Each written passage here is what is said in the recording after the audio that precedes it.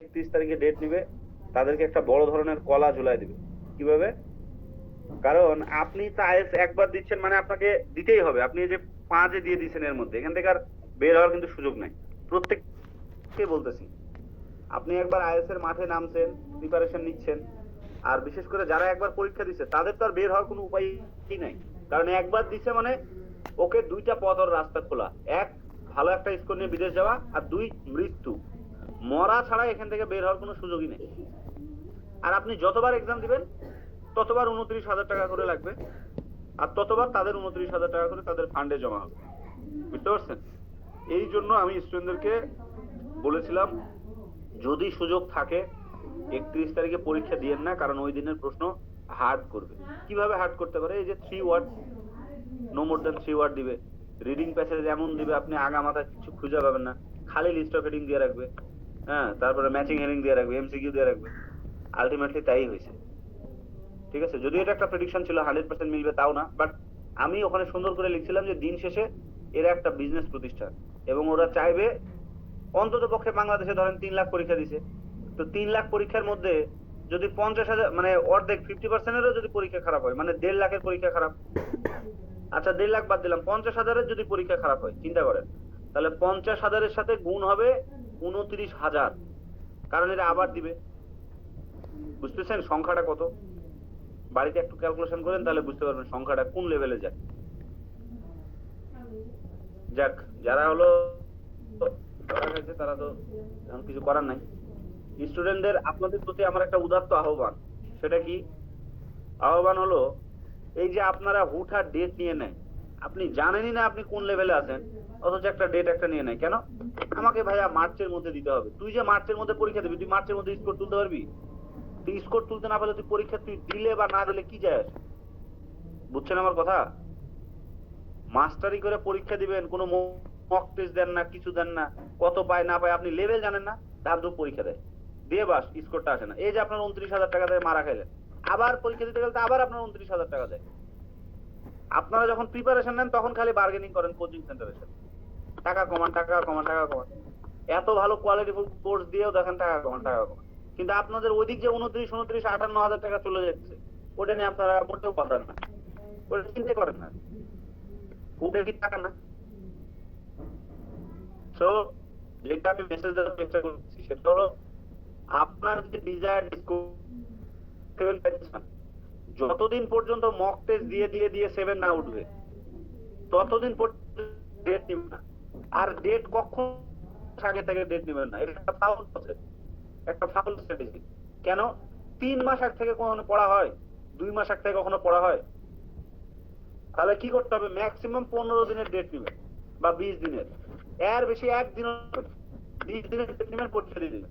যখন আপনার মাত্র 20 দিন থাকবে তখন পরীক্ষা পিছানোর এই টেন্ডেন্সি কাজ করবে না, এবং জীবনের মধ্যে একটা ভয় কাজ করবে। সাউন্ড ক্লিয়ার না? সবাই কি সাউন্ড ক্লিয়ার পাচ্ছেন না?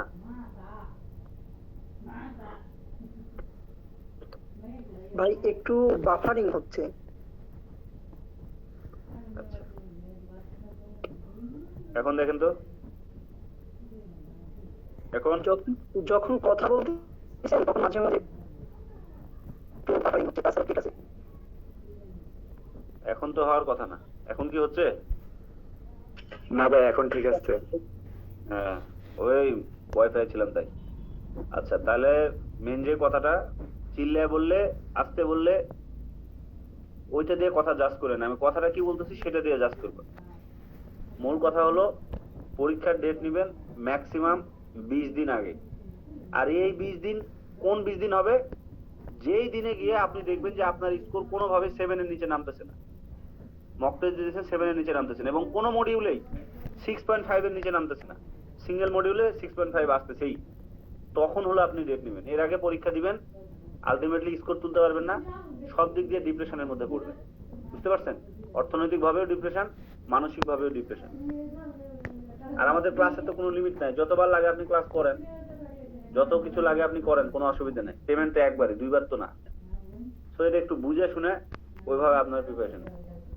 ঠিক আছে, তাহলে আজকে আমরা রাইটিং টাস্ক ওয়ানে গতদিন একটা ক্লাস করছিলাম, আজকে আমাদের দ্বিতীয় ক্লাস। তো দ্বিতীয় ক্লাসে আমরা মূলত ছোটখাটো যে জিনিসগুলো, কিভাবে আমাদের রাইটিং আসলে স্কোর উঠে, বিশেষ করে টাস্ক ওয়ানে, হ্যাঁ, কি লিখলে আসলে এক্সামিনার খুশি থাকে, এই জিনিসগুলো নিয়ে আমরা একটু ডিটেলে দেখব। ওকে, তাহলে আসেন আমরা শুরু করি। বিসমিল্লাহির রহমানির রহিম। আচ্ছা, তাহলে প্রথম আমরা যে জিনিসটা নিয়ে আলোচনা করব সেটা হলো, এই গতদিন এই স্লাইড পর্যন্ত আমরা ছিলাম, আজকে আমরা আরেকটা নতুন স্লাইড দেখব। তো আমরা প্রথমে যে কাজটা করব সেটা হলো, যখন আপনি টাস্ক ওয়ান লিখতে যাবেন, আমি যদি আপনাদেরকে একটু রিয়েল লাইফের এক্সাম্পল দেখাই তাহলে আরো ভালো মতন বুঝবেন।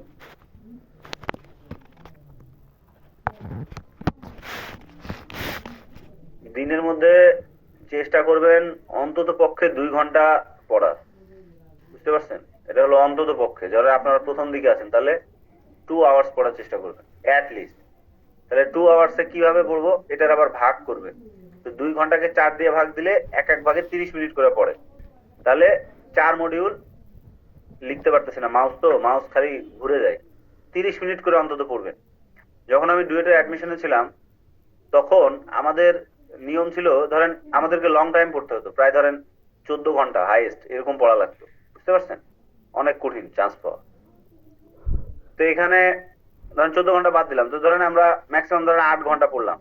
এখন 8 ঘন্টা তো এক নাগাড়ে একটা স্টুডেন্ট পড়তে পারে না, এটা কিন্তু হিউজ টাইম। 8 ঘন্টা আপনি একটু মাইপে দেখেন তাহলে বুঝতে পারবেন, হিউজ টাইম। তাহলে কিভাবে পড়বো? সবচেয়ে ভালো টেকনিক হলো, আমাদেরকে শিখাইছিল বড় ভাইয়েরা, যে প্যারালাল প্রসেসে পড়া। প্যারালাল প্রসেসটা কি খেয়াল করেন, খুবই একটা গুরুত্বপূর্ণ কথা বলতেছি, এগুলো কিন্তু ইউটিউবে নাই। প্যারালাল প্রসেস মানে হলো, সরাসরি একটা সাবজেক্ট নিয়ে 4 ঘন্টা না পড়ে, 4 ঘন্টা যদি তুমি পড়ো, যতগুলো সাবজেক্ট আছে সবগুলোকে ভেঙে ভেঙে ভাগ ভাগ ভাগ ভাগ করে পড়ো। আমার কথাটা কি বুঝতে পারছেন?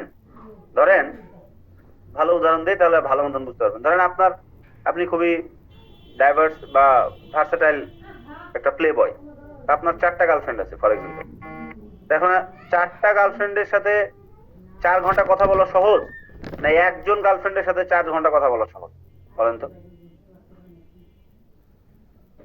কমন সেন্সে। 4 জনের সাথে 4 ঘন্টা কথা বলা সহজ। কেন? কারণ একটু কম লাগবে, এর হচ্ছে অনীহে আসবে না, একঘেয়েমি আসবে না।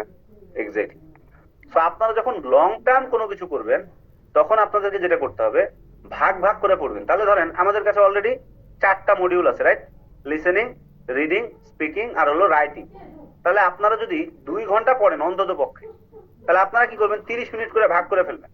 তাহলে প্রথম 30 মিনিট ধরেন আপনি লিসেনিং পড়লেন, পরের 30 মিনিট ধরেন আপনি রিডিং করলেন, তারপরে দেখা গেল আপনি রাইটিং করলেন, তারপরে দেখা গেল আপনি স্পিকিং করলেন। তাহলে কি হবে, দেখবেন যে আপনি কিন্তু চোখের পলকে 30 মিনিট চলে যাবে।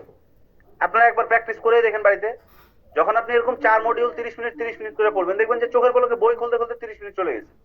তা আপনি যে 2 ঘন্টা ধরে পড়লেন, এটা আপনার কাছে অত মানে আলোনি মনে হবে না। রাতের মাসায় মানে আলসামি বা একটা অনেকক্ষণ ধরে পড়তেছে, একটা বিরক্তিকর একটা ব্যাপার, একটা মনোটোনাস যে একটা ব্যাপার, ওইটা আপনার মনে হবে না। তাহলে আপনি আরেকটু এবার যখন আপনি দেখবেন 2 ঘন্টা আমি পারতেছি, এতটুকু আমি ধৈর্য ধরতে পারতেছি, তখন আপনি এটাকে আরেকটু এক্সটেন্ড করবেন। ধরেন 3 ঘন্টা পড়েন, এবার 3 ঘন্টাকে ওইভাবে করে ভাগ করেন। এখন কোন একটা মডিউল ধরেন আপনি বেশি স্ট্রাগল করতেছেন, ফর এক্সাম্পল স্পিকিং, একদমই পারতেছেন না, তাহলে আপনি স্পিকিং এ একটু সামান্য বেশি সময় আপনি বরাদ্দ রাখেন। ধরেন এগুলো 30 মিনিট করে দিতেছেন, একে দেখা গেল আপনি 40 মিনিট দিলেন। এই 40 মিনিটকে আপনার এখন আপনি কিভাবে ইউটিলাইজ করবেন এটা একটু আমি বলি, তাহলে আরো ভালো মতন বুঝতে পারবেন। 40 মিনিটের মধ্যে আপনি যে কাজটা করবেন, একটা টাইম রাখবেন স্ট্র্যাটেজিক্যাল বা মেথডিক্যাল অ্যাপ্রোচ তৈরি করার জন্য। স্ট্র্যাটেজিক্যাল কেমন? স্ট্র্যাটেজিক্যাল বলতে আমি বুঝাচ্ছি, ধরেন আমরা আপনাদেরকে একটা ফাইল দিয়েছিলাম যে স্টপ রিপিটিং ওয়ার্ড, রাইট? যখন আমি অ্যাডমিশনে ছিলাম তখন আমাদেরকে ঘুম থেকে মানে সকালবেলা ঘুম থেকে উঠেই আমাদেরকে শেখানো হয়তো যে তোমরা প্রথম 1 ঘন্টার মতো সূত্র পড়বা। সূত্র কিরকম? ধরেন আমাদের ম্যাথ ছিল তো অ্যাডমিশনে, তো ম্যাথে অনেকগুলো সূত্র থাকতো, বীজগণিতে, ত্রিকোণমিতিতে, হ্যাঁ, তারপরে হলো পরিমিতিতে অনেক সূত্র থাকতো। তাহলে আমরা কি করতাম, সকালবেলা উঠে ওই সূত্রগুলো আগে পড়তাম। আর একটা কাজ করতাম, সেটা হলো কেমিস্ট্রি, আমাদের একটা সাবজেক্ট ছিল অ্যাডমিশনে। কেমিস্ট্রিতে প্রচুর পরিমাণ বিক্রিয়া টিক্রিয়া এগুলো থাকতো। তা আমরা কি করতাম, ধরেন বিভিন্ন মৌলিক পদার্থ বা বিভিন্ন মৌল বা যৌগিক যে পদার্থগুলো আছে ছোট ছোট, তারপরে ওদের কার কার যোজনী কত, হ্যাঁ, এই জিনিসগুলো আমরা বা বিক্রিয়াগুলা একটু আমরা দেখে নিতাম। হ্যাঁ, মিনহাজ, আপনার কি মনে আছে ওই জৈব যৌগের কিছু জিনিসপত্র ছিল? জি ভাইয়া, সব মনে আছে ভাই। জৈব যৌগ নামে একটা কিছু ছিল, মনে করেন অনেক কঠিন, ওখানে খালি মনে করেন অনেক বড় বড় বিক্রিয়া থাকতো। হ্যাঁ, কিভাবে স্টার্চ তৈরি করতে হয়, সাবান তৈরি করতে হয়। আমি তো অনেক আগে পড়ছি, 2014 সালে ছিলাম তখন, আমার এত কিছু মনেও নেই। তো ওগুলো না আমরা পড়তাম। এই টেকনিকটা কিন্তু খুবই ইফেক্টিভ। পরে যখন আমি অ্যাডমিশন দিয়ে চান্স পাইলাম, বের হয়ে আসলাম, গ্রাজুয়েশন শেষ করলাম, পরে আমি ডিসকভার করলাম জিনিসগুলো বুঝে হোক না বুঝে হোক, যারা এই জিনিসগুলো ইমপ্লিমেন্ট করছে খুবই ইফেক্টিভ জিনিস ইমপ্লিমেন্ট করছে। সো আমরা আইএলস এই জিনিসটাকে কিভাবে ইন্টিগ্রেট করতে পারি, আপনারা যে কাজটা করবেন, সূত্র টাইপের যে জিনিসগুলা সেগুলো হলো সকালের দিকে ঘুম থেকে উঠে পড়ার চেষ্টা করবেন। সূত্র টাইপের কোন জিনিস? মনে করেন আপনাদেরকে যে আমি টাস্ক কন পড়াইলাম, আমি বললাম যে এই যে ভোকাবুলারি গুলো পড়ে ফেলেন, তাহলে আপনাদের কিন্তু আইএলস এর প্রিপারেশনে এই ভোকাবুলারি গুলো কিন্তু সূত্রের মতো, এগুলো কিন্তু মাস্ট লাগবে, প্রত্যেকটা রাইটিং এ লাগে। তাহলে আপনি এগুলো পড়ে ফেললেন। তারপরে যেগুলো কিন্তু সূত্রের মতো, এগুলো আমি পড়ে ফেললাম। এরপরে ভোকাবুলারি গুলা, ভোকাবুলারি আপনার মাস্ট লাগবে। তাহলে আপনি, আমি ধরেন ওই 2টা ফাইল দিয়েছি, ওই 2টা ফাইল রেগুলার আপনি পড়লেন। অথবা আপনার কাছে যদি কোনো ভালো ফাইল থাকে, বা আমি স্পিকিং এর যে গতকালকে ভাইয়া কিছু ফাইল দিল, হ্যাঁ আমাদের স্পিকিং এ কিন্তু অনেক ভোকাবুলারি ফাইল আছে, সো ওই ফাইলগুলো আপনি পড়লেন। তারপরে আর কি সূত্র হইতে পারে? তারপরে ধরেন রিডিং মডিউলের জন্য আলাদা করে কিছু ভোকাবুলারি গুলো দেখলেন। সো এভাবে করে করে, বা ধরেন গ্রামার আমি যে পড়াই, গ্রামারের স্ট্রাকচার গুলো রেগুলার দেখলেন। তা আপনি কি করবেন, আপনি এরকম ধরনের যে 40 মিনিট বললাম, 40 মিনিটের মধ্যে এরকম স্পিকিং এর জন্য বিশেষ করে আপনি এরকম মনে করেন স্ট্র্যাটেজি বানানোর জন্য 10 মিনিট টাইম রাখবেন। এই 10 মিনিটে কি করবেন, ওই যে একটা আমাদের ফাইল আছে স্টপ রিপিটিং ওয়ার্ডস, একই শব্দ বারবার না বলে কিভাবে আমরা বিভিন্ন ভেরিয়েশনে বলতে পারি, ওগুলো না আপনি বারবার রিডিং পড়েন। তো পড়তে পড়তে আপনার কিন্তু মুখস্থ হয়ে যাবে গেল। এরপরে মনে করেন টপিক ওয়াইজ আমাদের কিছু স্পিকিং আমাদেরকে ধরে, ধরেন কিউ কার্ডে আমরা আপনাদেরকে যখন কিউ কার্ড দেখাবো, তখন কিউ কার্ডে টপিক ওয়াইজ আপনাদেরকে জিনিস পড়াবো। তো ওখানে কিন্তু টপিক ওয়াইজ কিছু ভোকাবুলারি আছে, ওগুলো ইউজ না করলে কিন্তু ভালো ব্যান্ড স্কোর উঠে না। আপনারা কি করবেন, ওই জিনিসগুলো সকালবেলা বা যখন আপনি স্পিকিং এর স্লট থাকবে, তখন এই 10 মিনিটে ওই জিনিসগুলো পড়বেন। পড়া হয়ে গেল, এখন বাকি 30 মিনিটে আপনি এবার একলা একলা প্র্যাকটিস করবেন। এই 30 মিনিটকে আপনি আবার চাইলে 2 ভাগ করতে পারেন। ধরেন একটা ভাগে 10 মিনিট রাখলেন, আর একটা ভাগে ধরেন 20 মিনিট রাখলেন। এই 10 মিনিটে কি করবেন, একটা ওয়ার্ড আছে লিখে নেন, শ্যাডো প্র্যাকটিস। শুনছেন আপনারা এটা, শ্যাডো প্র্যাকটিস? দেখেন নাম দেখেই বোঝা যাচ্ছে শ্যাডো মানে ছায়া অনুসরণ করা। তাহলে স্পিকিং এর ক্ষেত্রে ছায়া অনুসরণ করা মানে কি ভাই? স্পিকিং এর ক্ষেত্রে ছায়া অনুসরণ করা মানে, আপনারা ইউটিউবে বিভিন্ন চ্যানেল পাবেন যেখানে বিভিন্ন ধরনের প্রোনাউন্সিয়েশন ওরা প্র্যাকটিস করে, বা ইংরেজির ওয়ার্ড গুলোকে আমরা কিভাবে বলতে পারি। যেমন আমরা যেমন বলি এডুকেশন, কিন্তু ওদের সুন্দর উচ্চারণ হলো এডুকেশন। তাহলে আপনি, ওরা কিভাবে বলতেছে এডুকেশন সিস্টেম, এডুকেশন সিস্টেম, তাহলে ওদের মতন করে আপনি বলার চেষ্টা করবেন এডুকেশন সিস্টেম। তাহলে 10 মিনিট টাইম আপনি রাখবেন এরকম শ্যাডো প্র্যাকটিস করার জন্য। আপনারা কি আমার ক্লাস ধরতে পারতেছেন আমি কি বুঝাচ্ছি? এগুলো যে কোন লেভেলের আগুন জিনিস আমি জানি না, আপনারা এটা ফিল করতে পারছেন কিনা। পরীক্ষা একবার দিয়ে ধরা খাবেন, তখন আপনারা এটা ফিল করতে পারবেন, আমি একদম শিওর। একবার পরীক্ষা দিবেন, রেজাল্ট পাবেন 5.5, তখন দেখবেন যে ওয়াও, ভালোই তো বুঝতে পারতেছি, এতদিন তো এগুলো বুঝতাম না। ঠিক আছে? সো এই শ্যাডো প্র্যাকটিসের জন্য একটা আলাদা করে টাইম রাখবেন। আপনারা মনে করেন খালি পার্টনার নিলাম আর স্পিকিং করলাম, আরে ভাই তুইও 5.5 এর স্টুডেন্ট, ওও 5.5 এর স্টুডেন্ট, সারাদিন ধরে দুজন মিলে প্র্যাকটিস করে কি উন্নতি করবি? তোর ভুল কি সে বুঝবে, না তুই তার ভুল বুঝবি? বাংলা কি বুঝতেছেন আমার? সারাদিন প্র্যাকটিস করলে কি আপনার স্পিকিং বাড়া যাবে? আপনারা খালি পার্টনার খুঁজে বেড়ান, গ্রুপের মধ্যে পোস্ট দিবে, দেখা গেল ওই গ্রুপে পোস্ট, আমি একটা পার্টনার চাই, আমি একটা পার্টনার দিয়ে কি করবি তুই? পার্টনার দিয়ে তোর স্কোর বাড়বে? পার্টনার কিছু জানে নাকি ওই ইনস্ট্রাক্টর? তাহলে আপনারা কিভাবে স্কোর বাড়াবেন?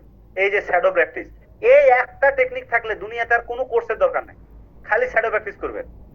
3 মাস পরে যদি পরীক্ষা হয়, 2 মাস পরে যদি পরীক্ষা হয়, প্রতিদিন যদি আপনি 20 মিনিট করে শ্যাডো প্র্যাকটিস করেন, 2 মাসে হয় কতদিন? 60 দিন। তাহলে 60 এর সাথে 20 গুণ দেন, তাহলে বুঝতে পারবেন কয় মিনিট হয়। 1200 মিনিট, বুঝেন? এইভাবে করে চিন্তা করবেন, তাহলে দেখবেন উন্নতি কিভাবে হয়। একদিন শ্যাডো প্র্যাকটিস করলেই হবে না, সকালবেলা শ্যাডো প্র্যাকটিস করবেন, রাতের বেলা শ্যাডো প্র্যাকটিস। কি করলেন সকালে, ওটাকে রাতের বেলা প্র্যাকটিস করবেন, একলা একলা ধ্যানের মধ্যে থাকবেন। আমাদেরকে ভাইরা একটা জিনিস শিখাইছিল যে বিকাল বেলাতে আমাদের ঘোরার টাইম থাকতো। ধরেন আমরা আসরের নামাজ পড়ে, আনুমানিক আসরের নামাজ পড়তাম ধরেন 4টা ধরেন 30-এ ফর এক্সাম্পল, বা ধরেন 4টা 45-এ। তাহলে আমরা কি করতাম, 4টা 30 থেকে মোটামুটি ধরেন 20 মিনিট বা 30 মিনিট মতন আমরা এরকম ঘুরতাম। ওই ভাওয়াল বন ছিল পেছনের দিকে, ডুয়েটের পিছনে, ওখানে আমরা ঘুরতে যেতাম। তো আমরা কি করতাম, আমরা আসলে ঘুরতে গেছি মানে ঘুরতে যে গেছি ব্যাপারটা এরকম না, আমরা কিন্তু আলটিমেটলি পড়তেছি ঘুরতে ঘুরতে। তা আমরা কি করতাম, ধাপ ধুপ কিছু স্টুডেন্ট ছিল ওই সময়, ধরেন কেমিস্ট্রির একটা বিক্রিয়া আমাকে ধরলো, বললো যে বলতো ক্যালসিয়াম সরি ধরেন সাবানের সংকেত কি, সাবানের সংকেত সম্ভবত C12H24 এরকম টাইপের একটা বড় COOH এই টাইপের। তো ধরেন আমি পারলাম না, ওরে আমি তো পারলাম না, বন্ধুরে কি হবে, তখন সে আমাকে বলে দিল এই যে আপনি হাঁটতে হাঁটতে একটা জিনিস শিখলেন না, এই জিনিসটা কিন্তু ব্রেনে একটা লং লাস্টিং থাকে, একটা লং টাইম ধরে ব্রেনে স্মৃতির মধ্যে এই জিনিসগুলো থাকে। আপনি নিজে নিজে ধরেন 1 ঘন্টা ধরে পড়তেছেন, কাজে দিবে না, কিন্তু এই যে আরেকজনের সাথে ডিসকাস করে পড়লেন, এটা আবার খুবই কাজে দেয়। বুঝতেছেন আপনারা আমার কথা? তা আপনারা কি করলেন, এই যে এভাবে করে এই সকালবেলা শ্যাডো প্র্যাকটিসে কি কি নতুন জিনিস শিখলাম নোটের মধ্যে লিখে রাখবেন খাতার মধ্যে, যে উচ্চারণটা কিরকম আপনি একদম বাংলা দিয়ে লিখবেন, যে এ জু এ জয়ে জোফালা হর্ষউকার ক্ষয়কারে খে তালব্য স, হ্যাঁ এডুকেশন দন্ত তালব্য স দন্তন্য, এভাবে করে লিখে রাখবেন। দিয়ে আপনি মিলিয়ে দেখবেন যে আমি এডুকেশন উচ্চারণটা যে শিখছিলাম এটা কি আমি ঠিক মতন বলতে পারতেছি কিনা। এটা আবার কখন করবেন, রাতে ঘুমাতে যাওয়ার আগে এই জিনিসগুলো একটু জাস্ট চোখ বন্ধ করে দেখবেন, বই না খুলে মিলিয়ে দেখবেন যে মিলতেছে কিনা। যখনই দেখবেন যে আর এটা তো পারতেছি না, ধাপ করে উঠে খাতাটা একটু খুলে দেখে নিলেন। আমরা কিন্তু এভাবে অ্যাডমিশনে পড়তাম, মনে মনে আমি কোনো একটা বিক্রিয়া রিকল করার চেষ্টা করতেছি, যে আমি দেখতেছি যে এটা কি আমি পারবো, তাহলে আমি দেখতেছি পারতেছি না, ওই জায়গায় যে আটকা যেতেছি। আপনি শিওর থাকবেন পরীক্ষার দিন আপনি ওই জায়গায় আটকাবেন। আমরা যখন টেস্ট দিতাম, আমাদের সিরিজ টেস্ট বলতো, সিরিজ টেস্ট বা ধরেন উইক টেস্ট দিতাম, তখন আমরা ওই জিনিসগুলো ওই রাস্তায় যেতে যেতে বা ঘুমানোর আগে ওগুলো আমরা দেখতাম যে এটা আমি পারতেছি না, তখন আমি সাথে সাথে বইটা বের করে দেখে নিতাম। তো দেখতাম যে পরীক্ষার রুমে যখন আসতো আলহামদুলিল্লাহ ওই জায়গায় গিয়ে আমি আটকা যেতাম, আর মনে করতাম ও আচ্ছা এখানে তো আমি একবার আটকাইছিলাম, তাহলে এটা জিনিসটা এভাবে করে পড়তাম। তো এরকম করে যদি আপনারা আইএলস এর মধ্যে আসলে আপনাকে বাস করতে হবে, জিনিসটাকে আপনাকে ফিল করতে হবে যে আমি একটা ইন্টারন্যাশনাল এক্সাম দিতে যাচ্ছি, এটা কিন্তু একটা ফাইজলামো জিনিস না, এটা একটা ইন্টারন্যাশনাল এক্সাম। এটা আপনার ওই বাড়ির প্রথম সাময়িক দ্বিতীয় সাময়িক পরীক্ষা না, আমি দিলাম আর পাস করে গেলাম। আপনাকে এটা সিরিয়াসলি ওর মধ্যে আপনাকে লিভ করতে হবে, তাহলে দেখবেন ইনশাল্লাহ ভালো মতন পারবেন। আচ্ছা, এই স্লাইডে আমি যেটা একটু অফ টপিকে চলে গেছিলাম, বাট এগুলো খুবই গুরুত্বপূর্ণ কথা। ইনস্ট্রাক্টররা আসলে এইসব কথা বলবে এত টাইম পায় না ক্লাসের মধ্যে, বুঝছেন? ওরা তো টাইম স্লট করে আসে জাস্ট খালি সিলেবাস কভার দেওয়া। আপনারা হয়তো মনে করতে পারেন ক্লাস বাদ দিয়ে এগুলো কি বকতেছে, এগুলো আপনারা এখন বুঝতে পারবেন না। তাই আমাদেরকে অ্যাডমিশনের ভাইরা বলতো এগুলোর কথার গুরুত্ব এখন বুঝবি না, যখন চান্স পাবি না তখন বুঝবি এগুলোর কি কথা বলতেছিলাম আমি, তোদেরকে আমরা কি শিখাই। তা আপনাদেরও তাই হবে।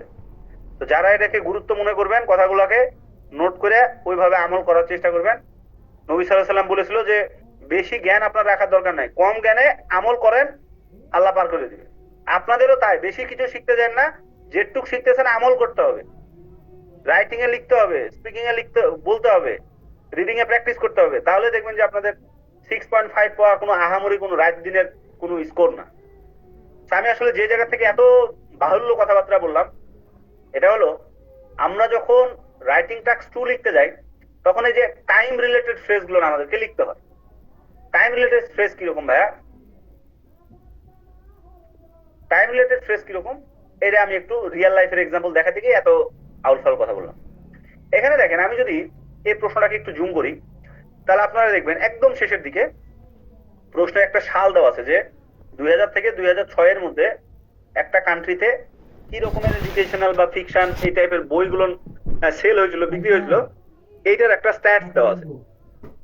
তার মানে আপনি যে প্রশ্ন ধরেন দেখবেন যে শেষের দিকে এরকম একটা টাইম দেওয়া থাকে, বুঝতে পারছেন? টাইম লিমিট দেওয়া থাকে, এটাকে আমরা বলতেছি টাইম ফ্রেজ। আমি যদি এটাকেও দেখি, এই যে দেখেন এখানে বলা আছে যে 2014 সালে কি ঘটনা হয়েছিল। একইভাবে আমি যে প্রশ্নই দেখি, এখানে নাই, যে প্রশ্ন দেখবেন যে আপনি সাল আছে, এই যে দেখেন বিটুইন 2000 and 2006। এখন রাইটিং টাস্ক 1 এ আমাদেরকে ইনস্ট্রাক্ট করা হয়েছে যে তোমরা অন্তত পক্ষে 150 ওয়ার্ডে লিখবা। তাহলে এখন খেয়াল করেন 150 ওয়ার্ড কিন্তু খুবই একটা মিনিমাল ওয়ার্ড। আমাকে চেষ্টা করতে হবে এই মিনিমাল ওয়ার্ড গুলো যেন কোনোভাবেই রেপিটেটিভ না হয়, রিপিট যেন না হয়। তাহলে আমাকে কি করতে হবে, ভেরিয়েশন। তার একটা অংশ হলো এই যে এখানে যদি আপনি বিটুইন এত এন্ড এত লেখা থাকে, তাহলে পরীক্ষার হলে আপনাকে বিটুইন ব্যবহার করা যাবে না। কেন? কারণ আপনি বিটুইন লিখলে একটা 4 এর বাচ্চা তো দেখে দেখে বিটুইন লিখতে পারে, তা আপনিও দেখে দেখে বিটুইন লিখছেন, তা আপনারা তার মধ্যে পার্থক্য কি? তাহলে আপনাকে এই ফ্রেজ গুলোকে চেঞ্জ করে লিখতে হবে, শব্দগুলোকে চেঞ্জ করে লিখতে হবে। তাহলে আমরা টাইম ফ্রেজ গুলোকে কিভাবে চেঞ্জ করে লিখতে পারি, এই জিনিসটা হলো এখন দেখাবো।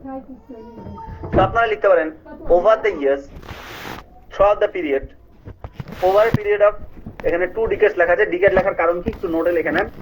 ডিকেড মানে হলো 10 বছরের যে সময়কাল, এটাকে বলে ডিকেড। আমরা যেমন 100 বছরের সময়কালকে বলি সেন্টিনারি, তারপরে 25 বছরের কোন উদযাপন অ্যানিভার্সারি হলে আমরা এটাকে বলি সিলভার জুবিলি। এরকম 10 বছরের সময়কালকে বলা হয় ডিকেডস। কমন সেন্সে চিন্তা করেন, একটা স্টুডেন্ট লিখলো 10 ইয়ার্স আর আপনি লিখলেন এ ডিকেড, তারা কি এক? অ্যাবসলিউটলি আপনি তাদের চেয়ে ভালো, কারণ আপনি একটা অ্যাডভান্স ভোকাব দেখাতে পারতেছেন, একটা টার্ম দেখাতে পারতেছেন। এরকম টার্ম রিলেটেড ল্যাঙ্গুয়েজ ব্যবহার করলে ব্যান্ড স্কোর বাড়ে।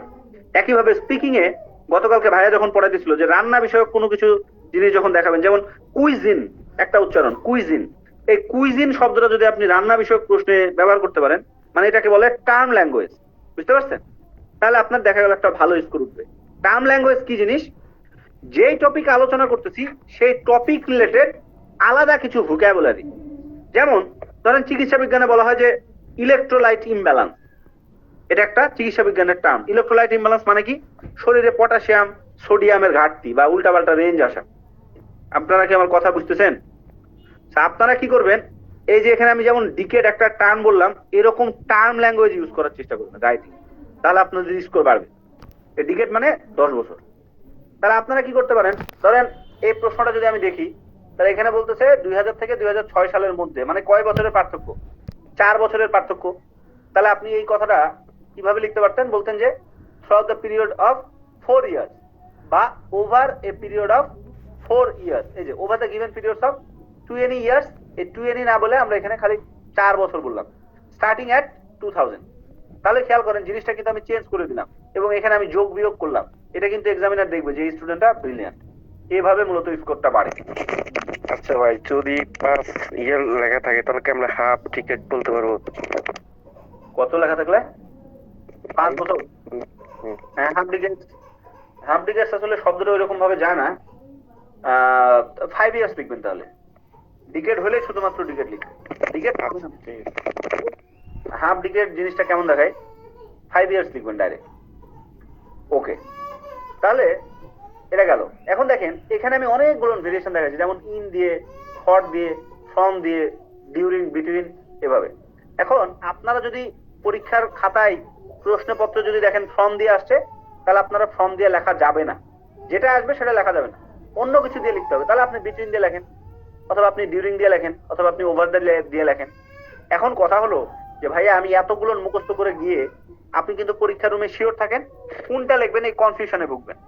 এই কনফিউশন করতে গিয়ে 5 সেকেন্ড গেল, এটা আপনার টাইম ওয়েস্ট। আমরা অ্যাডমিশনে থাকাকালীন আমাদেরকে বলা হয়েছিল যে কোন একটা প্রশ্ন একবার পড়ে যদি তুমি না পারো এটাকে স্কিপ করে পরের প্রশ্ন যাও। কেন? একটার পিছনে 2 মিনিট পার করে দিয়ে পরে যদি এটা অ্যান্সার করতে না পারো তাহলে তোমার 2 মিনিট লস। তাহলে উপায় কি? উপায় হলো আজীবনকাল আমি একটাই জিনিস শিখে যাবো এবং যতগুলো আমি মক টেস্ট দেবো, যত পরীক্ষা দেবো, যত কিছু করব, ওই একই টাইম রিলেটেড ফ্রেজ আমি ব্যবহার করব। আমার কথাটা বুঝতে পারছেন? তাহলে আপনারা কি করতে পারেন, একটা আনকমন টাইপের জিনিস নিজের থেকে বানায় নেবেন। যেমন হতে পারে over a given period of, ধরেন ইয়ার্স এর সংখ্যাটা লিখে দিলেন। 4 বছর হলে 4 বছর, 15 বছর হলে 15 বছর, আর যদি এরকম 10 দিয়ে মাল্টিপ্লাই হয়, ধরেন 20 বছর হলে 2 ডিকেডস, 25 বছর হলে এ সিলভার জুবিলি বা এ সিলভার অ্যানিভার্সারি বা এই টাইপের দেখবেন কি আছে, ওই ওয়াইজ এখানে লিখবেন। বুঝতে পারছেন? তাহলে over a given period of এত ইয়ার্স, এইটা খালি মনে করে নেবেন, যে বারবার খালি এটাই লিখবেন। এর সাথে আরেকটা যুক্ত করতে পারেন যে আপনি ধরেন বললেন যে over a given period of 10 years. এখন এই 10 ইয়ার্স কখন শুরু কখন শেষ না বললে তো আবার আরেক বিপদ। তাহলে আপনারা আরেকটা জিনিস লিখতে পারেন, সেটা হলো এভাবে লিখবেন, লিখে নেন স্টার্টিং অ্যাট, STARTING, স্টার্টিং, আচ্ছা অ্যাট তো না, ইন, স্টার্টিং ইন কত সালে সেই সালটা লিখে দেবেন, ধরেন 2010। তাহলে এটা একদম স্পষ্ট যে আপনি বললেন যে over a given periods of 4 years starting in 2010। 4 years মানে 10 সালের পরে 4 বছর, তার মানে 14 সাল। ক্লিয়ার? 10 থেকে 14।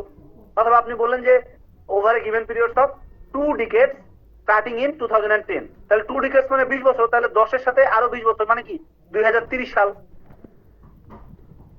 এইটুক সবাই ক্লিয়ার?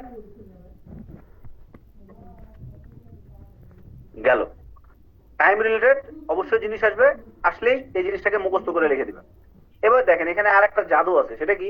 আমাকে বলেছে 150 ওয়ার্ডে লিখতে, তাহলে আমি এই যে লিখলাম over, over given period of ধরেন 2 ডিকেডস, তার মানে কি এখানে অলরেডি 5টা ওয়ার্ড প্লাস স্টার্টিং আর সালটা ধরেন বাদিয়ে দিলাম। তারপরেও কি এখানে মোটামুটি আপনি 150 ওয়ার্ডের মধ্যে 5 ওয়ার্ড শুধুমাত্র আপনি এই টাইম রিলেটেড ফ্রেজে লিখে ফেলতেছেন, আর আপনাকে লেখা লাগবে মাত্র 145টা। মজা না? এরকম মুখস্থ টাইপের অনেক জিনিসপত্র আমি শেখাবো, যেগুলো না আপনি যে কোনো রাইটিং এর মধ্যে ব্যবহার করতে পারবেন। তখন কি হবে, ওই 150 ওয়ার্ড থেকে জিনিসটা কমেও আসবে এবং জিনিসটা খুবই ইম্প্যাক্টফুল হবে, প্রোডাক্টিভ জিনিসপত্র হবে। এখন আসি 3টা ওয়ার্ড আপনাদেরকে আমি শেখাবো। টাস্ক 1 করতে গেলে এই 3টা ওয়ার্ড মাস্ট, আসবেই, এই রিলেটেড কথা বলবেই। যেমন একটা হলো সোল্ড, সোল্ড মানে বেচা বিক্রি, তাহলে আপনারা বলতে পারেন মার্কেটেড, ট্রেডেড, ডিস্ট্রিবিউটেড, ভেন্ডেড, মার্চেন্ডাইজ, এভাবে করে এখানে সবগুলোর সিনোনিম দেওয়া আছে। আপনারা এত ওয়ার্ড মুখস্থ করার দরকার নাই, অন্তত পক্ষে ধরেন আপনারা 5টা করে ওয়ার্ড মুখস্থ করে ফেলবেন। দিয়ে কি করবেন, যতবার সোল্ড লেখার প্রয়োজন হবে, সোল্ড তো কোশ্চেন পেপারে দেওয়াই আছে, তাহলে আপনার তো সোল্ড লেখা যাবে না, আপনাকে কি করতে হবে, সোল্ড না লিখে এই সিনোনিম গুলো লিখবেন। একইভাবে বাই, একইভাবে কস্ট, এই 3টা ওয়ার্ড খুবই গুরুত্বপূর্ণ। এই 3টা ওয়ার্ডের সিনোনিম এখানে দেওয়া আছে, 3টা আপনারা পড়ে ফেলবেন, আমি আর রিডিং দিলাম না। গেল। কনটেক্সট বুঝে তো অ্যাপ্লাই করতে হবে। কনটেক্সট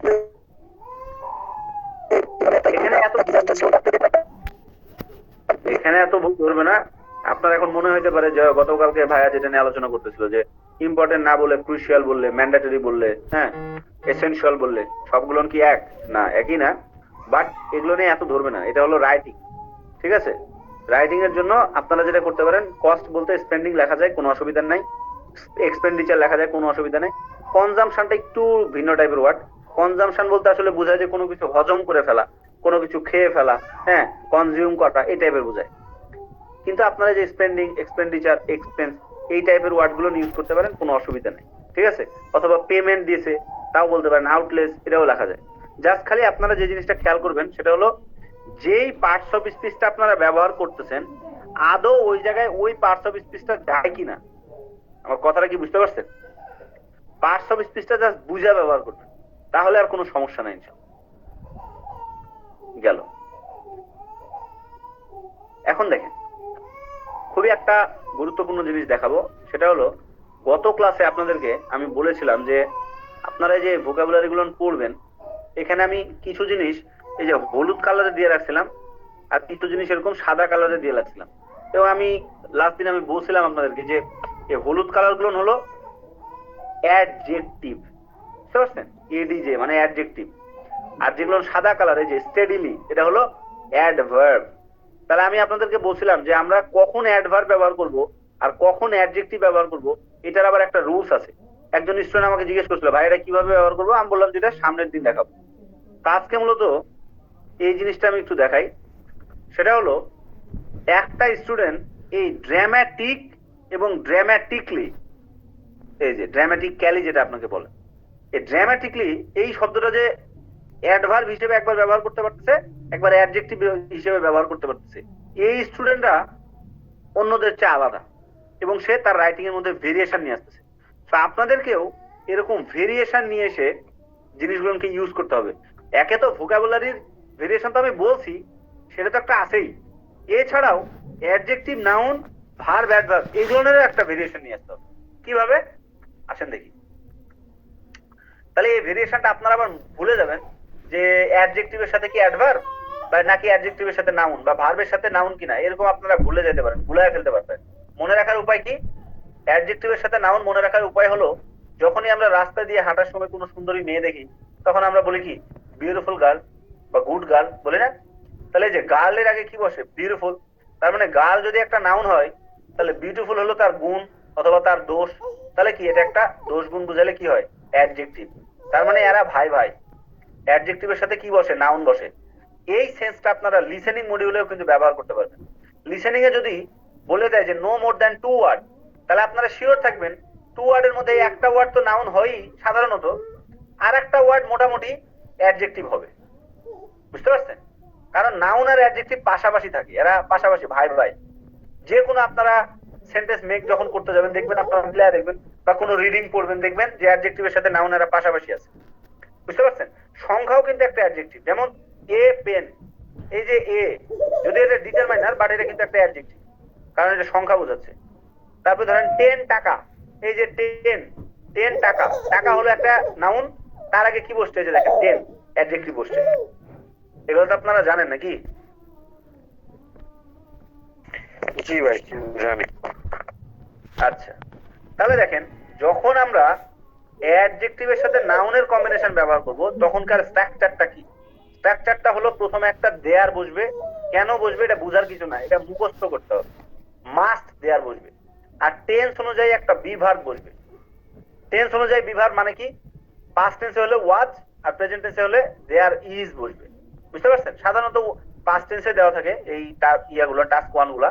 তাহলে আপনারা দেয়ারের পরে ওয়াজ ব্যবহার করবেন, এরপরে অ্যাডজেক্টিভ নাউন কম্বিনেশন। কেমনে দেখেন, অ্যাডজেক্টিভ নাউন কম্বিনেশন বসানোর ক্ষেত্রে অবশ্যই একটা এ কিন্তু অটোমেটিক বসবে। মাথায় রাখেন, এ সিগনিফিক্যান্ট ইনক্রিজ। দেখেন আমরা নরমালি বলি ইনক্রিজড সিগনিফিক্যান্টলি, তাহলে যদি সিগনিফিক্যান্টলি হইতো তাহলে সেটা কিন্তু অ্যাডভার্ব হয়ে যেত, বাট এখানে আমি অ্যাডজেক্টিভ ব্যবহার করতেছি, এই কারণে সিগনিফিক্যান্টের সাথে এল ওয়াই নাই, সিগনিফিক্যান্ট। আর ইনক্রিজের সাথে আবার ডি নাই। দেখেন ডি কিন্তু নাই, কেন? কারণ এটা একটা নাউন, ইনক্রিজ। একইভাবে আপনারা যদি একটু দেখেন, যখন এই যে দেখেন সার্চড, এটা কিন্তু একটা ভার্ব, কিন্তু আমি যদি এটাকে নাউন বলতাম তাহলে এখানে ডিটা রাখতাম না, সার্চ হয়ে যেত। শোর, এটা একটা ভার্ব, এটাকে যদি নাউন করতাম তাহলে ইডিটা দিতাম না, শোর হয়ে যেত। হ্যাঁ, রকেটেড তো নাই। আচ্ছা, রেট্রোগ্রেসড, এটা যেমন একটা ভার্ব, এটাকে যদি আমি নাউন করতাম তাহলে দিতাম রেট্রোগ্রেশন, SION দিয়ে দিতাম। এগুলোর ফাইল আমি প্রোভাইড করব, কে নাউন, কে অ্যাডভার্ব, কে ভার্ব, এটা আপনি মনে করে রাখতে পারবেন।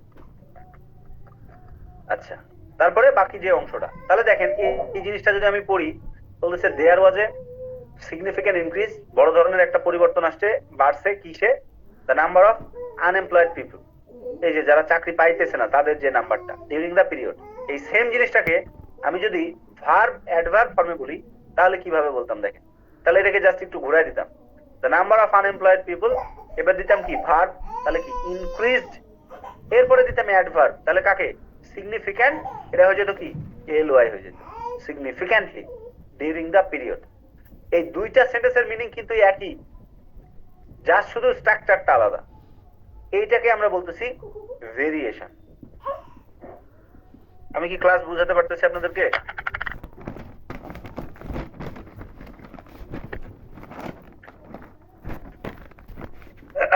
একই জিনিস যদি আমি দ্বিতীয়টা দেখি, দেয়ার ওয়াজ এ স্লাইট ইনক্রিজ, এই যে এ স্লাইট, এরপরে কি? ইনক্রিজ। ইনক্রিজ হলো নাউন আর স্লাইট হলো adjective. In the gold price, gold প্রাইসটা কি হয়ে গেছে? স্লাইট ইনক্রিজ হয়েছে, দামটা একটু বাড়ছে। ওই সেম জিনিসটা দেখেন এখানে নাউন ফ্রেজটা আগে দিচ্ছি, দা প্রাইস অফ গোল্ড অথবা দা গোল্ড প্রাইস, কি হয়েছে? আগে দেবো ভার্ব ইনক্রিজড, তারপরে দেবো অ্যাডভার্ব স্লাইটলি। বুঝতে পারছেন? এখন কথা হলো ভাইয়া, আমরা যে রাইটিংটা লিখবো এই রাইটিং এ মাঝখানে দুইটা প্যারাগ্রাফ বলছিলাম না? একটা হলো ডিটেলিং এর প্যারাগ্রাফ, মনে আছে আপনাদের? একটা হলো ডিটেলিং এর প্যারাগ্রাফ আর একটা হলো কম্প্যারিজনের প্যারাগ্রাফ, রাইট? বিশেষ করে ডিটেলিং এর প্যারাগ্রাফ লেখার সময়, ধরেন ডিটেলিং এ আমি বলেছিলাম যে আনুমানিক 7 সেন্টেন্সের মধ্যে লিখবেন, তাহলে আপনাদের কাজ হলো 7 সেন্টেন্সের মধ্যে 3টার মতো বা 4টার মতো সেন্টেন্স আপনারা লিখবেন ভার্ব অ্যাডভার্ব যুক্ত করে, আর ধরেন বাকি 4টার মতো সেন্টেন্স আপনারা লিখবেন অ্যাডজেক্টিভ নাউন যুক্ত করে। তাহলে এক্সামিনার কি বুঝবে?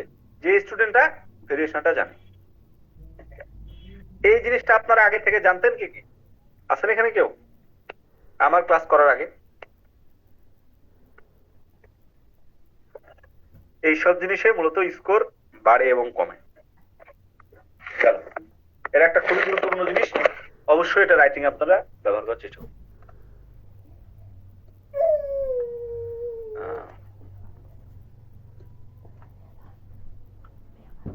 এটা মোটামুটি গুরুত্বপূর্ণ, এটা নিয়ে আমার একটা স্ট্রাকচারই আছে, ফাইনাল ক্লাসে এই জিনিসটা দেখাবো। তারপরে একটু বলে দিই যেহেতু ফাইলটা দিব।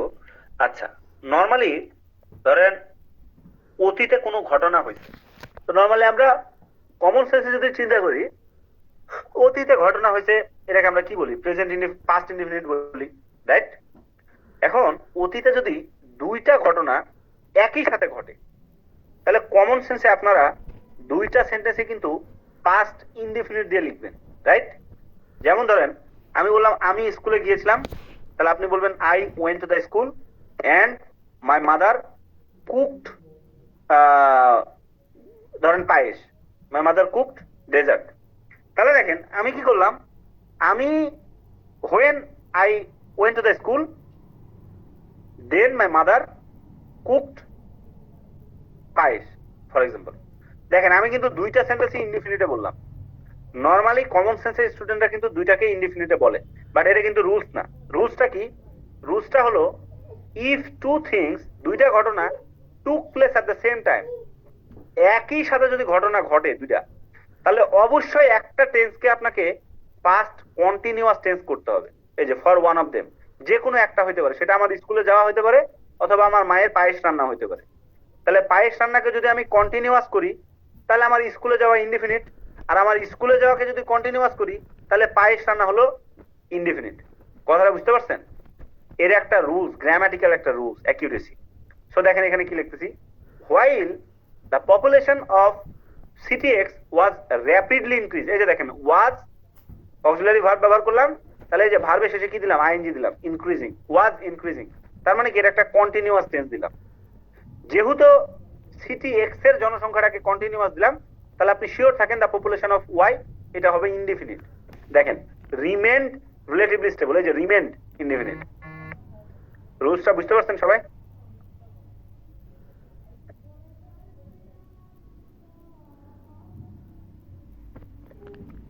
ওকে, তাহলে এই জিনিসটা আপনারা কিন্তু মাথায় রাখেন। দেখবেন যে আপনাদের যখন পরীক্ষা দিবেন টাইম বেশি একটা নাই, এখন দ্রুততম সময়ের মধ্যে একই সাথে দুইটা জিনিস লেখা লাগবে। ধরেন আপনি কি করবেন, মনে করেন 2001 সালে কোন একটা এলিমেন্ট, ফর এক্সাম্পল মোবাইল, আচ্ছা কিন্তু মোবাইল ফোন নাই, ধরেন এখানে হ্যান্ড হেল্ড গেম বা কনসোল গেম, ধরেন এখানে কনসোল গেমটা আপনি লিখবেন 2001-এ। কনসোল গেম কোনটা? মনে করেন এই যে এটা হলো কনসোল গেম, আর একই সাথে 2002 সালে ধরেন আপনি লিখবেন অনলাইন গেম বা ধরেন মোবাইল ফোন গেম, এই যে কালোটা। তাহলে একই লাইনের মধ্যে ধরেন আপনি 2001ও লিখলেছেন, 2002ও লিখতেছেন, এই যে একই সময়ে ঘটনাটা ঘটতেছে। আচ্ছা যদি এটা একই সময়ে না, একই সময় হলো 2001-এর এই তিনটা এলিমেন্ট একই সময়ে ঘটছে, রাইট? তাহলে 2001-এ দুইটা এলিমেন্টকে যদি আপনি একই সাথে ঘটাইতে চান তাহলে অবশ্যই মনে করে একটাকে কন্টিনিউয়াস লিখবেন। তার মানে কি, কনসোল গেমকে ধরেন আপনি কন্টিনিউয়াস লিখলে অনলাইন গেমকে আপনি ইনডিফিনিট লিখবেন, অথবা অনলাইন গেমকে কন্টিনিউয়াস লিখলে কনসোল গেমকে আপনি ইনডিফিনিট লিখবেন, একই সময়ের এট দ্য সেম টাইম। কথা কি বুঝাতে পারছি? পাস্ট কন্টিনিউয়াসই তো লিখতে হবে না, পাস্ট কন্টিনিউয়াস এবং পাস্ট ইনডিফিনিট। এক্স্যাক্টলি, অবশ্যই পাস্ট। অতীতে ঘটলে তো পাস্টই হবে, এত কোনো সন্দেহই নেই। বুঝছেন সবাই? এই কথাটা এখানে লিখছি যে একটাকে past continuous tense for one of them, একটাকে অবশ্যই পাস্ট কন্টিনিউয়াসে লিখবেন। গেল। এর উত্তর এত গুরুত্বপূর্ণ না। ওয়াইল যুক্ত অংশটাকে আমরা ফার্স্ট কন্টিনিউয়াস টেন্সে লিখবো, তাই না? না না না না, জেরে কোনো হইতে পারে, আগেরটা হইতে পারে, পরেরটা হইতে পারে। হোয়াইলের সাথেই কন্টিনিউয়াস লিখতে হবে, নট নেসেসারি। যে কোনো একটা ঘটনা, তাই বলেছি কন্টিনিউয়াস। ওকে, এটা অত গুরুত্বপূর্ণ না, এটা তো বললাম না। আচ্ছা ওকে, এখন দেখেন খুবই একটা গুরুত্বপূর্ণ জিনিস আপনাদেরকে নিয়ে আলোচনা করব, যেটা মোটেও স্টুডেন্টরা ওইভাবে ইউজ করে না। নর্মালি আমি যদি মাক্কারের বইটাকে আমি দেখি, মাক্কারের বই কেন দেখাচ্ছি, কারণ মাক্কারের বই হলো আপনারা বাড়িতে বেশিরভাগ ক্ষেত্রে প্র্যাকটিস করেন। এখানে খুবই একটা রেয়ার আছে, একটাই মাত্র পাওয়া গেছে। নর্মালি দেখেন মাক্কারের বই যখন আপনারা প্র্যাকটিস করবেন তখন দেখবেন যে ওরা কি করে, নর্মালি যখন কোনো একটা ডেটা লেখে, ধরেন এখানে অ্যাকাউন্ট ওয়াচিং, স্পোর্টস ওয়াচিং এর জন্য ডেটাটা মনে করেন 27%, তাহলে ওরা 27%কে দেখেন ডাইরেক্ট একদম খোলা মাঠে, ইন্ডিয়াদের মতো খোলা মাঠে রেখে দিয়েছে, ওকে রাফলি 27%, রাইট? আবার যদি আমি 36% দেখি, এটা কিন্তু অ্যাপ্রক্সিমেটলি 36% লিখে রাখছে। শুধুমাত্র এই একটা জায়গায় আমি দেখতেছি যে 40% কে এরকম ব্র্যাকেট দিয়ে ঘিরে রাখছে। খেয়াল করেন, এটাকে আমরা বলতেছি ডেটাকে ইনকর্পোরেট করা। আমরা যখন কোনো একটা ডেটাকে দেখাবো, ডেটাটাকে আসলে কিভাবে দেখাইতে হয়, ইলাস্ট্রেশনটা কিভাবে হয়, এটার কিছু রুলস আছে। যদি এটা ম্যান্ডেটরি না, বাট এই রুলস গুলো ভালো, অন্যান্য স্টুডেন্ট থেকে আপনাকে আলাদা করবে। যেমন দেখেন এখানে 50% কিন্তু ফাঁকা মাঠে আছে, এখানে 25% কিন্তু ফাঁকা মাঠে আছে। এবং একটা খেয়াল করেন, আপনাদেরকে যে 25% ডাইরেক্ট না বলে আমি এ কোয়ার্টার লেখা শিখেছিলাম, 1/4 লেখা শিখেছিলাম, 50% কে ডাইরেক্ট না লিখে আমি এ হাফ লেখা শিখেছিলাম, 40% কে ডাইরেক্ট না লিখে 2/5 লেখা শিখেছিলাম। খেয়াল করছেন? 36 কে ডাইরেক্ট না লিখে হ্যাঁ ধরেন অলমোস্ট থার্ড লেখা শিখেছিলাম। এই জিনিসগুলো কিন্তু মার্কার লেখেই নাই। আপনারা কি দেখতেছেন? এই যে স্কোর কিন্তু এই কারণে ফ্ল্যাকচুয়েট করে। একটা স্টুডেন্ট কেন বারবার 6 পায়? অনেক স্টুডেন্ট দেখবেন বলবে 3 বার পরীক্ষা দিলাম ভাই, স্কোর কোনোভাবে বাড়তেছে না। ভাই আপনি যদি এই জ্ঞান না রাখেন, আপনি 3 বার কেন 30 বার যদি দেন, 300 বার দিলে আপনার স্কোর বাড়বে? আপনি তো জানেন না আসলে স্কোরটা কোথায়, তাহলে তো আপনার বাড়বে না। তো আমি এখানে যে জিনিসটা বোঝাতে চাচ্ছি, কোন একটা ডেটাকে লিখতে গেলে সরাসরি ডেটাটা এরকম ফাঁকা মাঠে না লিখে কিভাবে আমরা আসলে লিখতে পারি, এই জিনিসটাকে বলতেছি। দেয়ার আর 2 ওয়েজ অফ ইনকর্পোরেটিং ডেটা। একটা ডেটাকে লিখতে গেলে কেমনে করে লিখতে পারি? একটা টেকনিকের নাম হলো ব্র্যাকেট মেথড। ব্র্যাকেট দিয়ে আমরা লিখতে পারি। যেমন মার্কারে এই ডেটা দেখলাম যে 40 কে ওই ব্র্যাকেট দিয়ে এভাবে করে ঘিরে রাখছে। একটু লাইনে থাকেন তো।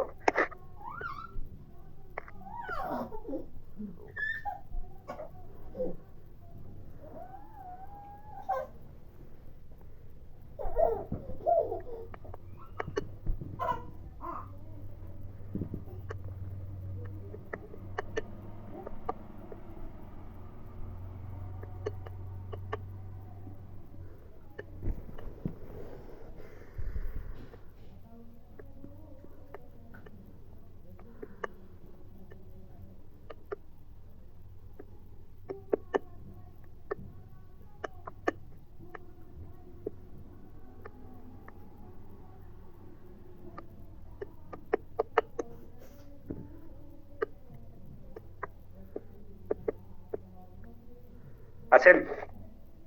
আচ্ছা, আপনারা আমার ক্লাস কি বুঝতে পারেন নাকি ধমকানা টাইপের বেশি কথাবার্তা বলেন? ভাই আপনি এই বয়সে এসে স্টুডেন্টদেরকে যে ধমকান ক্লাসের মধ্যে, আমরা এখানে গ্রাজুয়েশন ক্র্যাক কমপ্লিট করে আসছি, খুবই হতাশাজনক ভাইয়া।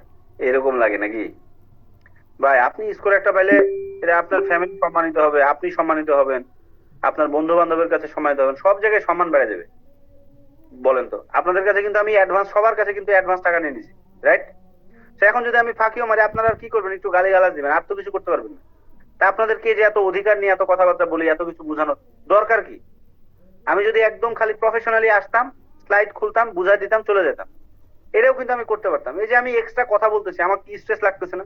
ভেতর থেকে কথাগুলোকে আমাকে বের করতে হইতেছে না? আমাকে চিন্তা করতে হইতেছে না? দরকার কি আমার? কিন্তু আমি কিন্তু আপনাদেরকে ওরকম প্রফেশনালি দেখতেছি না। আমি মনে করতেছি আপনার আমার ভাই, বড় ভাই বা ছোট ভাই, বড় বোন বা ছোট বোন। আমার কথাটা বুঝছেন? এই জন্য আপনাদেরকে এই জিনিসগুলো বুঝাই। কারণ আপনি এখন স্টুডেন্ট আছেন, আপনি পরীক্ষা দেন না, আপনি এই ইয়াটা বুঝতেছেন না আসলে যেটা কি অবস্থার মধ্যে। এখন অনেক কম্পিটিশন বেড়ে গেছে, এখন এত পরিমাণ স্টুডেন্ট আইএলটিএস দেয়। আগে দেখা গেল আমরা সারাদিনে, আজকে থেকে 2 বছর আগে আমি নক পাইতাম হয়তো 5টা 6টা, এখন আমার নক আসে মিনিমাম 15টা 20টা পার ডে। বুস্টিং কিন্তু একই টাকা। তো এটার কারণটা কি? এর কারণটা হচ্ছে অনেক অনেক স্টুডেন্ট এখন আইএলটিএস সম্পর্কে জানে। তো অনেক স্টুডেন্ট আইএলটিএস সম্পর্কে জানে মানে অনেক স্টুডেন্ট আইএলটিএস নিয়ে অ্যাপ্লাই করে, আইএলটিএস স্কোর দিয়ে অ্যাপ্লাই করে। সো যখন দেখবেন আপনি 6.5 একটা কমন স্কোর হয়ে গেছে, তখন আপনি কিন্তু আর ওই জায়গায় কিন্তু আটকাই নাই। আমাদের বাবাদের সময় এসএসসি পাস করছে মানে বিশাল পড়ালেখা। আমি যদি এখন বলি আমি মাত্র এসএসসি পাস করে পড়ালেখা ছেড়ে দিয়েছি, আপনি আমার দিকে তাকায় হাসবেন না? বুঝছেন আমার কথা? কিন্তু আমাদের বাবা এসএসসি পাস করছে মানে বিশাল পড়ালেখা করছে। এখন কিন্তু এই অবস্থা নাই। তো এখন যারা আইএলটিএস দিবেন তাদের কিন্তু আর ইয়ার কি সুযোগ নেই। দেখেন পেপার বেস তো উঠাই দিছে, তার মানে কি অনেক স্মার্ট ওয়েতে চলে আসছে। সো আপনাদেরকে একটু সিরিয়াস থাকতে হবে, একটু ভালো মতন পড়তে হবে, তাহলে দেখবেন ইনশাল্লাহ ভালো স্কোর তুলতে পারবেন। আচ্ছা, একজন হ্যান্ড রেজ করছেন, কিছু বলবেন নাকি আপনার?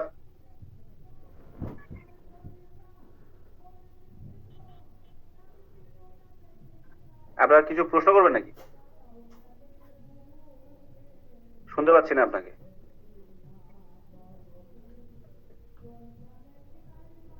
আচ্ছা, ওকে, তাহলে আসেন আমরা যে ডেটা দেখানোর যে কথাটা বলতেছিলাম, আমরা একটা পদ্ধতিতে ডেটা দেখাবো, সেটার নাম হলো ব্র্যাকেট পদ্ধতি। তাহলে নর্মালি স্টুডেন্টরা কি করে, মনে করেন কোন একটা ডেটা হোয়াইট কত পার্সেন্ট আছে? 55% আছে। তাহলে ডাইরেক্ট স্টুডেন্টরা লিখতো white is 55% considerably more common than blue এখানে ডাইরেক্ট 20% লিখতো, কিন্তু এই সংখ্যাটাকে কিন্তু এভাবে করে ব্র্যাকেট দিয়ে স্টুডেন্টরা কিন্তু লেখে না। যেমন আমি মাক্কারের মাত্রই দেখালাম, মাক্কারও কিন্তু লেখে না। কিন্তু আপনারা কি করবেন, ডেটাটা যেহেতু একটা গুরুত্বপূর্ণ জিনিস, ওকে আমরা কি করব, আবৃত করে রাখবো, ইনট্যাক্ট করে রাখবো। তাহলে আমি কি করব, হোয়াইট লিখবেন বা যে এলিমেন্ট আপনি লিখতেছেন লিখে এরকম সুন্দর করে ব্র্যাকেট দিয়ে ডেটাটাকে এইভাবে করে লিখতে পারেন। এটা হলো ব্র্যাকেট পদ্ধতি একটা। আর একটা পদ্ধতিতে লিখতে পারেন, ধরেন ডাইরেক্ট আমি ব্র্যাকেট দিব না, আমি একটু অন্যভাবে লিখবো। তাহলে আমি লিখতে পারতাম হোয়াইট, এই যে এরকম কমা দিবেন, এখানে একটা কমা দিলাম আর এই ইজের আগে একটা কমা দিলাম, কমার মাঝখানে যে তথ্যটা লিখলাম এটাকে বলে অ্যাপজিটিভ। বুঝতে পারছেন? এই অ্যাপজিটিভ সেন্টেন্সের মধ্যে যারা ইউজ করে তাদের কিন্তু ব্যান্ড স্কোর ভালো আসে। এটা একটা অ্যাডভান্স জিনিস। অ্যাপজিটিভ মানে আসলে কিছুই না, মানে হলো নাউনের সম্পর্কে, সাবজেক্টের সম্পর্কে এক্সট্রা একটা তথ্য দেওয়া। তাহলে হোয়াইট কত পার্সেন্ট আমি বললাম, আগে বুঝাইনি তারপরে প্রশ্ন করেন। White which is 55%। নর্মালি আমি হোয়াইট লিখে 55 ব্র্যাকেটও দিতে পারতাম, অথবা নর্মালি আমি লিখতে পারতাম হোয়াইট ইজ 55%। না লিখে আমি কি লিখলাম, দুই পাশে দুইটা কমা দিয়ে দিলাম ইজের আগে, দিয়ে আমি একটা অ্যাপজিটিভ ব্যবহার করলাম, হুইচ ইজ 55%। আপনারা এইভাবে ব্যবহার করবেন, এটাও কিন্তু একটা ভালো ব্যান্ড স্কোর বাড়ে, ভালো জিনিস। Is considerably more common than blue লেখার পর, মানে এখানে যে এলিমেন্টটা দিবেন, যার ডেটাটা দেখাবেন, তারপরে এটাকে ডাইরেক্ট আপনি লিখে দিতে পারেন। আর একটা পদ্ধতিতে লেখা যায়, সেটা হলো এটাও কাইন্ড অফ হুইচ এর মতোই, খালি এখানে জাস্ট হুইচ ইজ ছিল আর এখানে আমরা একটা অ্যাক্টিভ ভার্ব ব্যবহার করব। সেটা কি, কনস্টিটিউটস। কনস্টিটিউটস মানে গঠন করা, তৈরি করা, মেক করা। হোয়াইট কত মেক করছে, তৈরি করছে, এই যে কনস্টিটিউটস 55%, মানে ইজ 55% কাইন্ড অফ। একইভাবে কত গুণ, এটা লিখলাম, এসে লিখলাম ব্লু লিখা, এখানে ডাইরেক্ট আমি 20% লিখে রাখতে পারতাম বা 28% লিখতাম। না লিখে আমি কি লিখলাম, হুইচ ইজ 28%। তাহলে এই যে ব্লু এলিমেন্টার ডেটা কত, 28%, আর হোয়াইট এলিমেন্টের ডেটা কত, 55%। তাহলে এই তিন পদ্ধতিতে আপনারা ডেটা ইলাস্ট্রেশন দেখাবেন। আর একটা পদ্ধতি যেটা আপনারা জানতেনই না, এমনি ফাঁকা ফাঁকা দেখাতেন, ওই ফাঁকা ফাঁকাও দেখা গেল এক একটা ডেটা দেখালেন। তাহলে আপনারা যদি ডেটা ইলাস্ট্রেশনে মোটামুটি এরকম 7টা ওয়ার্ড লেখেন, 7টা সেন্টেন্স লেখেন, তাহলে আপনারা চেষ্টা করবেন এই ভেরিয়েশন গুলো দেখায় দেখে এক একটা সেন্টেন্সে এক এক ধরনের ভেরিয়েশন দেখান। হ্যাঁ, মাঝখানে একজন কে প্রশ্ন করতে চাচ্ছিলেন, বলেন। আচ্ছা ভাই, এখানে হুইচটা কি টোটালি ক্যাপিটাল লেটার হবে? না না না না না, এটা বোঝানোর জন্য আমি ক্যাপিটাল লিখে রাখছি, ক্যাপিটাল হবে না। এটা নর্মালি যেই ইয়েতে হয়, এখানে তো কোনোভাবে ক্যাপিটাল হবে না, ডাব্লুটাও আবার ছোট হাতেরই হবে। সেন্টেন্সের মাঝখানে নাম ছাড়া, নাউন ছাড়া কখনোই ক্যাপিটাল লেটার দেওয়া যাবে না। এটাও কিন্তু একটা পাংচুয়েশন এরর, জানেন তো আপনারা। কোন একটা নাউন ছাড়া, যেমন বাংলাদেশ বড় হাতের বি, ইউএল বড় হাতের জে, এছাড়া নর্মালি কোন সেন্টেন্স লিখতে গেলে মাঝখানে সবসময় ছোট হাতে লিখবেন। ক্লিয়ার? জি ভাইয়া, জি। ভাইয়া এখানে হোয়াইট এবং ব্লু এই দুইটা বিষয়ের, মানে এই দুইটা ওয়ার্ডের কনটেক্সটটা আমাদেরকে একটু যদি বুঝাই দিতেন। এলিমেন্ট মানে কি? এলিমেন্ট মানে হলো যে এখানে যে জিনিসগুলো আছে, বলেন তো এখানে এলিমেন্ট কে কে, কারা এলিমেন্ট? ফুটবল, রাগবি, বাস্কেটবল, এগুলো sir. Football, rugby, basketball, badminton, fishing, এগুলো হলো এলিমেন্ট, নাম। তাহলে এখানে ধরেন হোয়াইট ছিল, এখানে ধরেন ব্লু ছিল, এখানে ধরেন ইয়েলো ছিল, এখানে আর কি কি রং আছে, রঙের তো নামও জানি না, মেরুন ছিল, এরকম থাকতে পারে। বুঝতে পারছেন? জি জি ভাই, ওরা আসলে ওইভাবে। এখন দেখেন এখানে এলিমেন্ট মানে কি, যার ডেটা। তাহলে এখানে সাদা ছিল 55%, সাদা ছিল 55%, ব্লু ছিল 20%। তাহলে যে ডেটাটা থাকবে সেই ডেটাটার নাম এটা। বুঝছেন? এখন দেখেন আর একটা গুরুত্বপূর্ণ জিনিস, সেটা হলো যখন অনেক সময় দেখবেন যে আপনারা কোন একটা ডেটা হালকা পরিমাণ ফ্ল্যাকচুয়েট হতেছে। হালকা পরিমাণ ফ্ল্যাকচুয়েট কিরকম, এই যে দেখেন, এটা হলো এটা হালকা পরিমাণ ফ্ল্যাকচুয়েট। বুঝছেন? এইরকম ফ্ল্যাকচুয়েশন হলে এটাকে আমরা বলতে পারি, এই সুন্দর কিছু কোলোকেশন বলে, একসাথে 2-3টা ওয়ার্ড একত্রিত করে কোন একটা মিনিং প্রকাশ করলে সেটাকে বলে কোলোকেশন। কোলোকেশন ইউজ করলে কিন্তু ব্যান্ড স্কোর বাড়ে, খুবই একটা ইফেক্টিভ জিনিস। তাহলে এই যে এক্সপেরিয়েন্সড, মাইনর, ফ্ল্যাকচুয়েশন, এই তিনটা মিলিয়ে একটা ওয়ার্ড, একটা কোলোকেশন। তাহলে কেমন ফ্ল্যাকচুয়েশন? এই যে সামান্য ফ্ল্যাকচুয়েশন, এই যে মাইনর বা মাইল্ড ফ্ল্যাকচুয়েশন। ঠিক আছে? তাহলে এটা যদি বেশি ফ্ল্যাকচুয়েটেড হতো তাহলে মাইনর না বলে আপনারা বলতেন মেজর ফ্ল্যাকচুয়েশন। লিখে নেন, মেজর ফ্ল্যাকচুয়েশন। ওকে, গেল। আর একটা গুরুত্বপূর্ণ জিনিস, সেটা হলো মনে করেন কোনো ডেটার চাইতে কোনো ডেটা মনে করেন 6 গুণ বেশি, 8 গুণ বেশি, 9 গুণ বেশি, তাহলে নর্মালি তাহলে এখানে যদি আমি দেখি, এখানে মনে করেন একটা ডেটা মনে করেন 12.5% কে আছে, যদি এখানে 12.5% ডেটা না আছে, ধরেন এই ডেটা ধরেন ফুটবলের এই ডেটাটা আছে 10-এর 12.5-এর নিচে, ধরেন এটা কত আছে, ধরেন 10 আছে ফর এক্সাম্পল। আর সবচেয়ে বেশি আছে হর্স রাইডিং, আচ্ছা হর্স রাইডিং এর ফিশিং আছে বেশি, ফিশিং মনে করেন 5 গুণ আছে, এই যে দেখেন 50 আছে, রাইট? তাহলে একটা ডেটা 10% আর একটা ডেটা আছে 50%, কয় গুণ বেশি? 5 গুণ বেশি। তাহলে আপনাদেরকে যদি বলা হয় 5 গুণের ইংলিশ কি, বেশিরভাগ স্টুডেন্টই লেখে 5 টাইমস, এটাই তো লেখেন নাকি? তো 5 টাইমস তো একটা 2-3 এর বাচ্চাও লেখে 5 টাইমস, 5 গুণ। তাহলে আমরা 5 টাইমস না বলে আমরা কি বলতে পারি? গুণের ইংলিশ হলো ফোল্ড, এই যে FOLD। তাহলে 5 গুণ, তাহলে ইংলিশ হলো 5 FIVE ফোল্ড, একসাথে লিখতে হবে 5 ফোল্ড। যেমন এখানে লিখছি 4 ফোল্ড, 4 গুণ। আচ্ছা 4 ফোল্ড না বলে এটাকে কোয়াড্রাপলও বলা যায়, ভালো একটা ল্যাঙ্গুয়েজ, এটা শিখে রাখেন, কাজে দিবে। কোয়াড্রাপল, এক ঢিলে 2 পাখি মারা, রাজ্য প্লাস রাজকন্যা, শুনছেন এই কথা?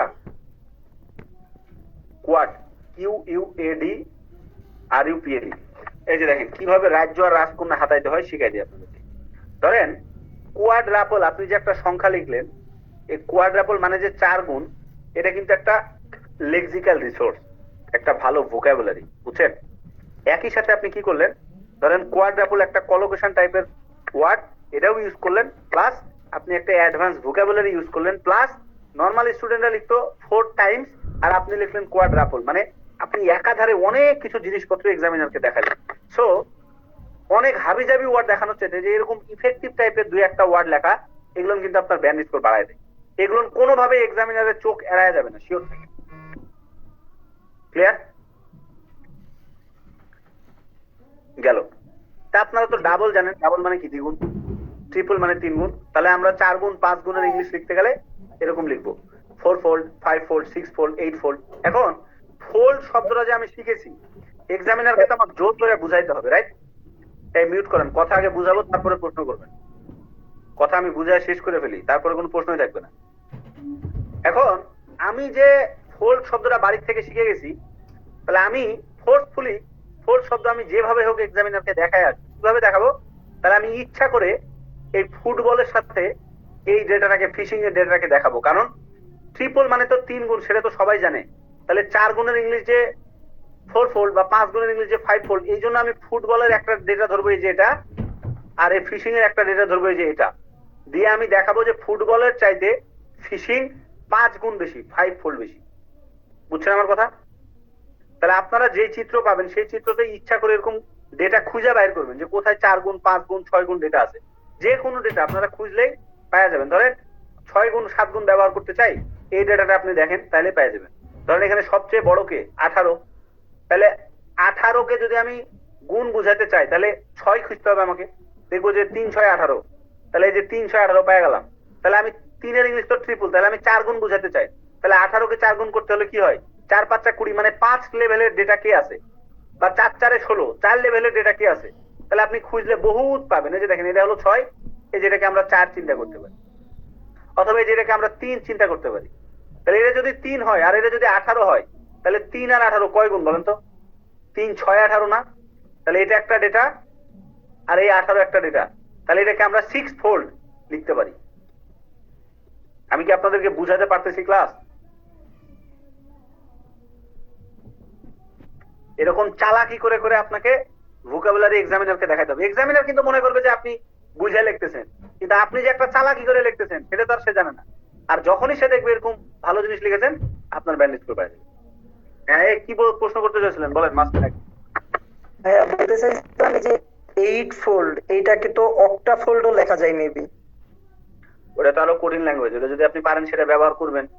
হ্যাঁ, হেপ্টা, হেক্সা, তারপরে 6 কে বলে হেক্সা বোধহয় বলে না, 6, ওই যে ব্রাজিল গোল খেয়েছিল 6 গোল, তারপরে কি হেক্সা?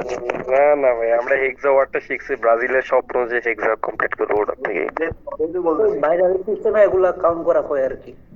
হ্যাঁ, ওগুলো যদি পারেন তাহলে আরো ভালো। তারপরে পেন্টেন মানে মনে হয় 9 বোধহয়, আমি অত এক্স্যাক্টলি জানি না। অক্টা মানে 8, রাইট। আর সাত মানে কি, এগুলো একটু সার্চ দিয়ে দেখবেন, তাহলে ল্যাঙ্গুয়েজটা আপনি পেয়ে যাবেন। ঠিক আছে, ওগুলো ইউজ করলে আরো ভালো। আর যদি একদম নেহায়েতি না পারেন, এই যে ফোল্ড ইউজ করবেন, অথবা দুইটাই ইউজ করতে পারেন, তিনটাই ইউজ করতে পারেন। একটা হলো যে কোয়াড্রাপল, পেন্টাগন, এই টাইপের ইউজ করলেন, প্লাস 4 ফোল্ডে ইউজ করলেন, প্লাস টাইমসও ইউজ করলেন, 6 টাইমস, 5 টাইমস। তাহলে কি হলো, আপনি যে অনেক কিছু জানেন, সকল জিনিস সম্পর্কে আপনার আইডিয়া আছে, এক্সামিনারকে আপনি একটা মেসেজ দিলেন। বুঝছেন? আপনাদেরকে একটা ভালো সিনেমা আমি সাজেস্ট করি, অনেক কিছু শেখার আছে। দেখছেন কিনা আমি জানি না, এটা একটা স্পেনের সিনেমা, নাম হলো প্ল্যাটফর্ম। FORM, platform. দেখছেন কেউ সিনেমাটা? এখানে কেউ আছেন? প্ল্যাটফর্ম কেউ দেখেছেন? কেউই দেখেন নাই? আগে তো আমি টরেন্ট দিয়ে বহুত সিনেমা দেখতাম, এখন তো এগুলো বাদ দিয়ে দিয়েছি। আচ্ছা, ওখানে একটা টার্ম আছে এরকম যে, অত গভীরে গল্প যাইতেছি না, মানে ওরা অ্যাডমিনিস্ট্রেশনকে একটা মেসেজ দিতে চায়, মানে ওরা অ্যাডমিনিস্ট্রেশনের সাথে কখনোই বসতে পারে না, ওদেরকে একটা জেলের মধ্যে রাখা হয়, একটা বিল্ডিং এর জেল, বুঝতে পারছেন? এখন এই জেলের মধ্যে যে ওরা শৃঙ্খলা ফিরে আসছে, ওদের মধ্যে ধৈর্য শক্তি ফিরে আসছে, এই মেসেজটা ওরা কিভাবে অ্যাডমিনিস্ট্রেশনকে দিবে, যেখানে অ্যাডমিনিস্ট্রেশনের সাথে ওরা বসতেও পারে না, কথা বলতে পারে না, মেসেজ চালাচালির কোনো সুযোগ নেই। তো ওরা কি করতো, ওদেরকে যে খাবার দিত, খাবারের প্লেটে একটা এরকম একটা বিশেষ খাবার, এই খাবারটা সবাই মানে লোভাতুর একটা খাবার, ওই খাবারটা ওরা না খেয়ে এই খাবারটাকে ওরা ব্যাগ দিতে চায়। যে খাবারটা আমরা না খেয়ে ব্যাগ দিত, অ্যাডমিনিস্ট্রেশনের কাছে যখন যাবে তখন দেখবে যে এই খাবারটা এখনো অক্ষত অবস্থায় আছে, কেউ নাইরাও দেখে না, ধরেও নাই। তার মানে কি, এদের মধ্যে একটা এই যে আসছে, একটা প্যাশেন্স আসছে ওদের মধ্যে, বা ওদের মধ্যে একটা শৃঙ্খলা আসছে, ডিসিপ্লিন মেনটেন করতেছে, এই কারণে এই খাবারে কেউ হাত দেয় নাই, ছোঁয়াছুঁই করে না, একদম ইনট্যাক্ট ফিরাই দিছে। তা আমরাও একইভাবে কিছু কিছু জিনিস আমরা ইচ্ছা করে এক্সামিনারকে আমরা আসলে মেসেজ দিব, বুঝতে পারছেন? এক্সামিনার সাথে আপনি রাইটিং এ তো কথা বলার সুযোগ নাই, দেখাইতে হবে লিখে। সো এই রকমের যে জিনিসগুলা, এগুলো হলো এক্সামিনারকে বোঝানো যে আমি একটা 8 লেভেলের স্টুডেন্ট, আমি একটা 7 ক্লাসের স্টুডেন্ট, আমাকে এটা দাও, এরকম মেসেজ দিতে হবে। বুঝতে পারছেন? জ্ঞানমূলক কথা, এগুলো অলরেডি আপনারা জানেন। দুইটা গুরুত্বপূর্ণ জিনিস শিখেন, সেটা হলো আমরা নর্মালি প্রোনাউন হিসেবে হি অথবা শি ইউজ করি, রাইট? তাই আপনাদেরকে দুইটা অ্যাডভান্স প্রোনাউন শিখাই।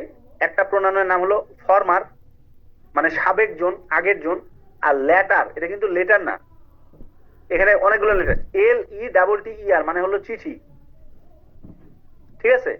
আর একটা লেটার আছে LATER মানে হলো পরে, আর এটা হলো ল্যাটার, LATTER মানে পরের জন, শেষের জন, বুঝতে পারছেন? শেষের জন। ল্যাটার মানে যেরকম পরে, লেটার মানে যেরকম পরে, এটা হলো ল্যাটার মানে হলো এই যে পরের জন। তাহলে নর্মালি আমরা একটা সেন্টেন্স যদি চিন্তা করি, ধরেন দুইজন সাবজেক্ট, ধরেন দুইজন, ধরেন আমি আর ধরেন প্রথমে দিলওয়ার, তাহলে আমি বললাম, আচ্ছা দিলওয়ার বললে হবে না, একটা মেয়ের নাম বলতে হবে। ধরেন আমি বললাম যে জুয়েল অ্যান্ড, এখানে কোন মেয়ে আছে প্রথম নাম? আবরার, মিজানুর, রাহুল, মেহেদি, তো কোন মেয়ের নামই দেখতেছি না। আচ্ছা, সালমা আক্তার প্রথমে আছে। ধরেন আমি বললাম Jewel and Salma Akter are sitting in the field, for example, ধরেন একটু বললাম, তার মানে জুয়েল এবং সালমা ফিল্ডের মধ্যে বসে আছে। এরপরে বললাম হি ওয়াজ এ প্রফেসর, অথবা he was an instructor in ISSN and she is a student of ISSN। তাহলে বলেন তো এখানে ইনস্ট্রাক্টর কে আর স্টুডেন্ট কে?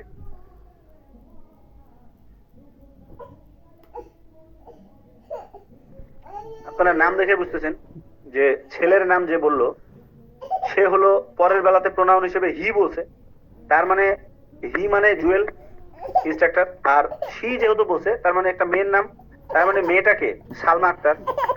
এখন হি আর শি, এই যে আমরা দুইটা প্রোনাউন ব্যবহার করলাম, এটা তো দুনিয়ার সবাই জানে, হি মানে ছেলে, শি মানে মেয়ে। তাহলে আমাদেরকে একটু অ্যাডভান্স প্রোনাউন ব্যবহার করতে হবে। কিরকম? তাহলে আমরা বললাম যে Jewel and Salma Akter are sitting in the field, and এরপর আমি বলবো the former is an instructor, the former is an instructor মানে প্রথম ব্যক্তিটা হলো instructor, and the latter is a student of ISSN। তার মানে পরের জন হলো একজন স্টুডেন্ট। তাহলে এই যে আমি বললাম the former is an instructor, মানে প্রথম ব্যক্তির যে নামটা বলছিলাম, তাহলে জুয়েল হলো একজন ইনস্ট্রাক্টর। তার মানে এই যে the former is an instructor, are the letter is a student. Letter মানে কি পরের জন, তাহলে পরের জনকে সালমা আক্তার, তার মানে সালমা আক্তারটা হলো স্টুডেন্ট। তাহলে যে তখন আমি লেটার ব্যবহার করলাম। আপনারা কি বুঝতে পারছেন পুরো কাহিনীটা? এখন এই জিনিসটাকে আমরা রাইটিং এ কিভাবে ব্যবহার করতে পারি?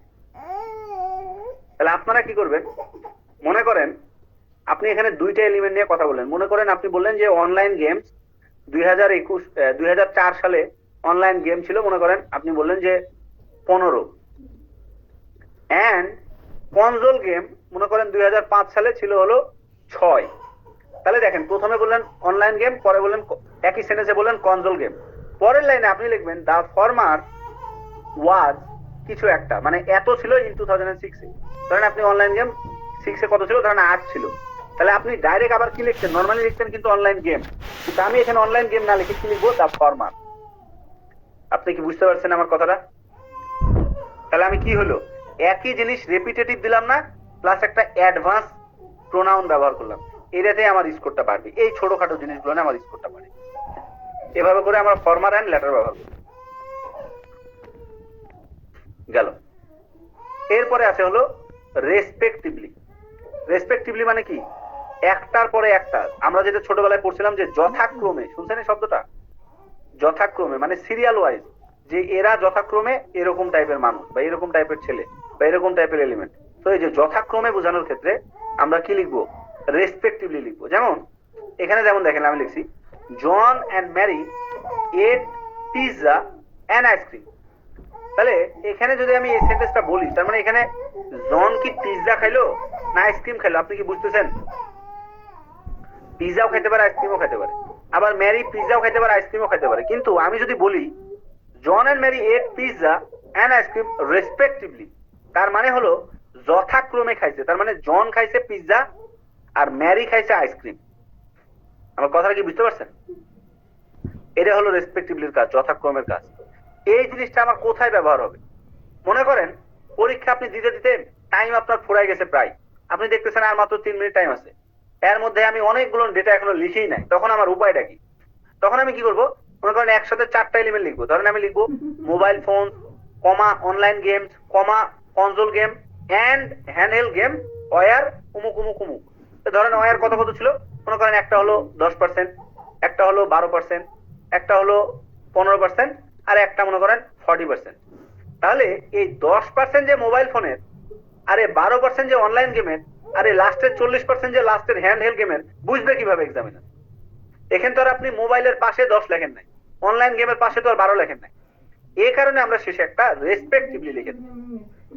এর মানে হলো উপরের দিকে এলিমেন্ট গুলো যেই সিরিয়ালে সাজাইছি, পরের দিকে ডেটার পয়েন্ট গুলো যেই সিরিয়ালে সাজাইছি, এরা হলো একটার পরে একটা করে সাজানো। এটাকে বলে রেসপেক্টিভ। অনেক কঠিন নাকি আমার ক্লাস?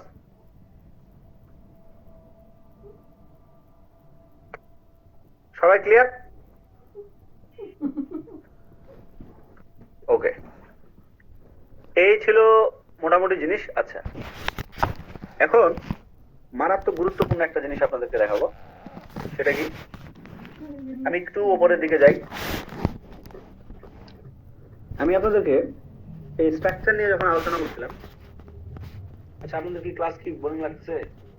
মানে কি ক্লাস কি বোরিং লাগতেছে আপনাদের?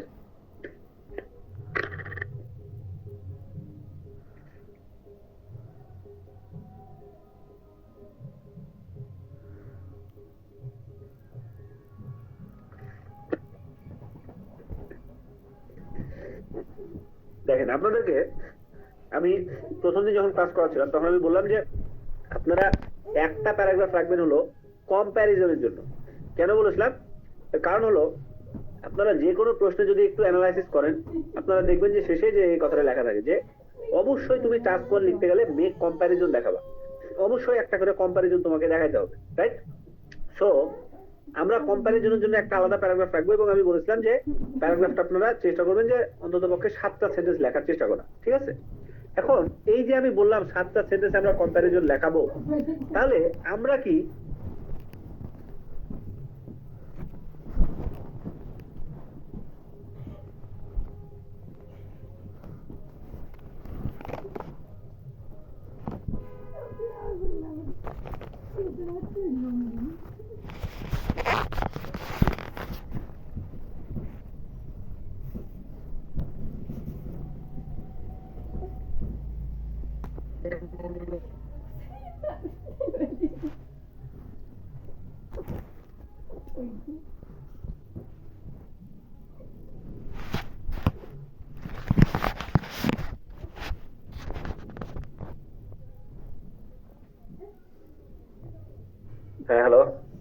আছেন? একটা কল চলে আসছিল, এই জন্য ফোনটা কেটেছে।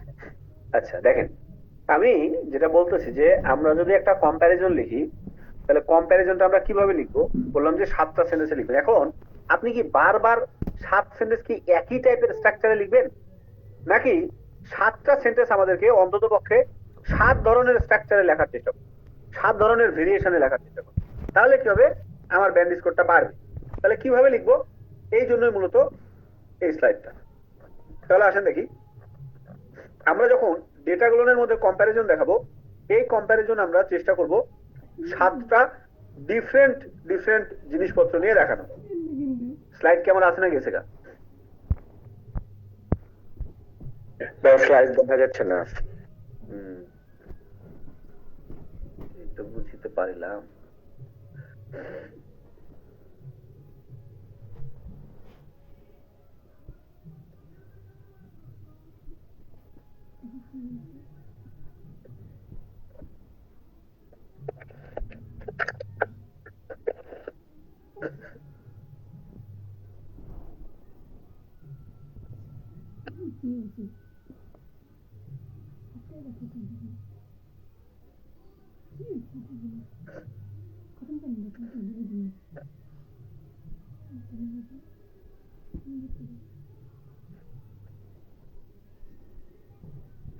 আমি ডেটাটা জয়েন করি, ডেটা দিয়ে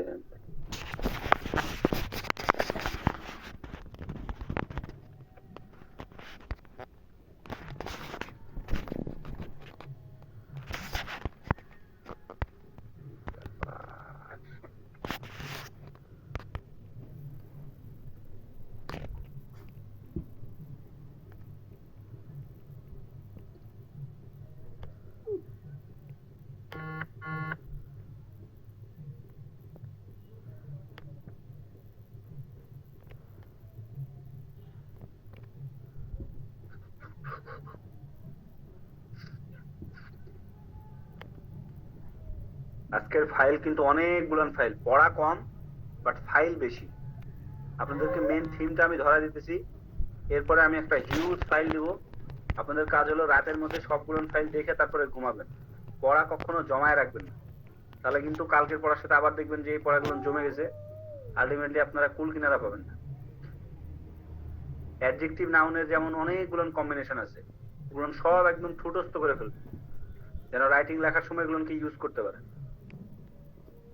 সো কম্প্যারিজন বলতে আমরা এমনি বুঝতেছি যে আমরা যেমন কম্পারেটিভ স্ট্রাকচার ব্যবহার করি, সুপারলেটিভ স্ট্রাকচার ব্যবহার করি, পজিটিভ স্ট্রাকচার ব্যবহার করি। তাহলে আমাদেরকে যে কাজটা করতে হবে, আমরা যখন রাইটিংটা লিখবো তখন আমাদেরকে কম্পারেটিভ স্ট্রাকচারের আবার অনেকগুলো সেন্টেন্সের স্ট্রাকচার আছে, সেগুলোকে কিভাবে ইউজ করা যায়, বা সুপারলেটিভ দিয়ে কিভাবে আমরা কম্প্যারিজন করতে পারি, বা পজিটিভ দিয়ে কিভাবে কম্প্যারিজন করতে পারি, এগুলো সবগুলোর অ্যাকিউরেসি আমাকে দেখাইতে হবে। ঠিক আছে?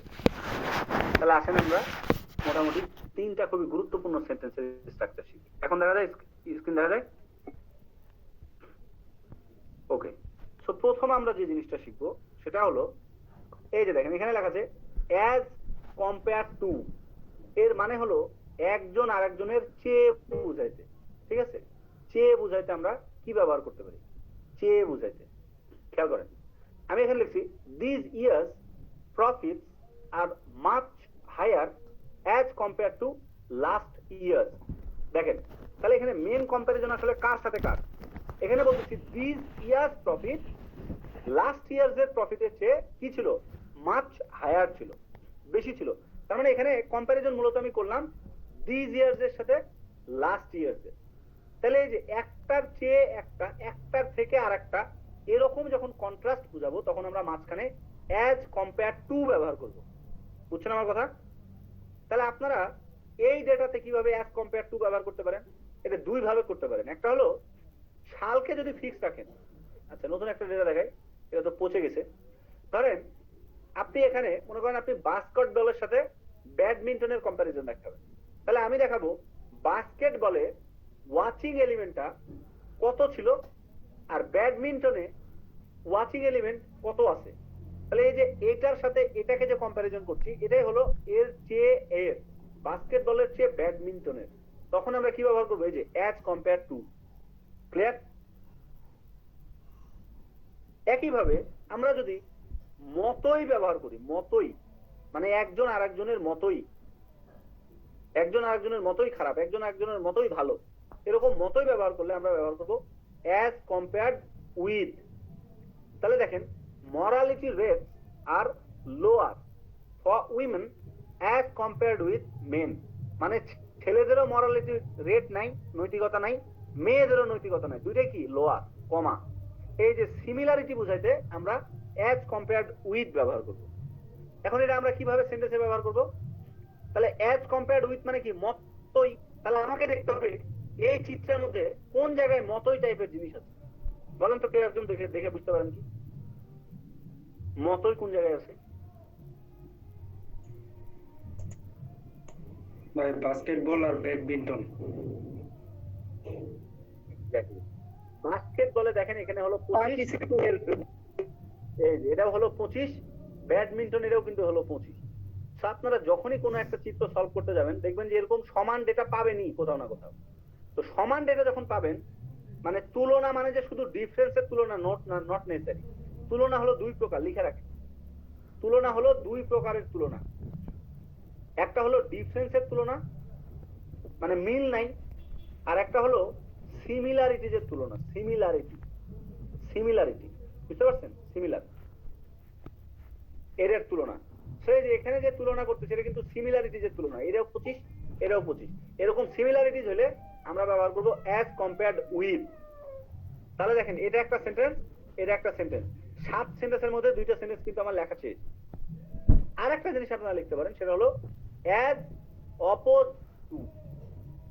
অ্যাজ অপোজ টু মানে একজন আরেকজনের চেয়ে, ওই আগেরটার মতো চেয়ে বুঝাইছে, বা এটাকে আমরা বলতে পারি বিপরীতে। লিখে নেন এগুলো, কিন্তু লিখে নেন এগুলো, কিন্তু পরে ভুলে যাবে। আমরা কি লিখতে পারি? বিপরীতে, মানে একজন একজনের চেয়ে।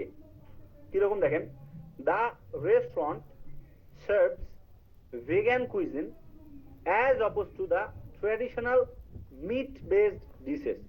তার মানে একটা রেস্টুরেন্ট কি ব্যবহার করতেছে, কি সার্ভ করতেছে? ভেগান কুইজিন ব্যবহার করতেছে, সবজি জাতীয় খাবার, আমিষ জাতীয়, নিরামিষ জাতীয় খাবার। আর আরেকটা রেস্টুরেন্ট কি করতেছে? ট্রেডিশনাল মিট বেস, মানে কি আমিষ জাতীয় খাবার। তাহলে এই যে নিরামিষের সাথে আমিষের যে তুলনা করলাম, আমিষের বিপরীতে নিরামিষ, নিরামিষের বিপরীতে আমিষ, এটাই হলো অ্যাজ অপোজ টু। ক্লিয়ার সবাই? তাহলে আপনারা আপনাদের রাইটিং এ 7টা সেন্টেন্সে অন্তত পক্ষে 3টা ভেরিয়েশন এভাবে করে দিবেন। এছাড়াও আরো কিছু ভেরিয়েশন আপনাদেরকে আমি শেখাই। এটা আমার একটু হ্যান্ড নোট, বুঝতে আপনাদের একটু কঠিন হবে, বাট আপনারা একটু কষ্ট করে তাকাইলে বুঝতে পারবেন।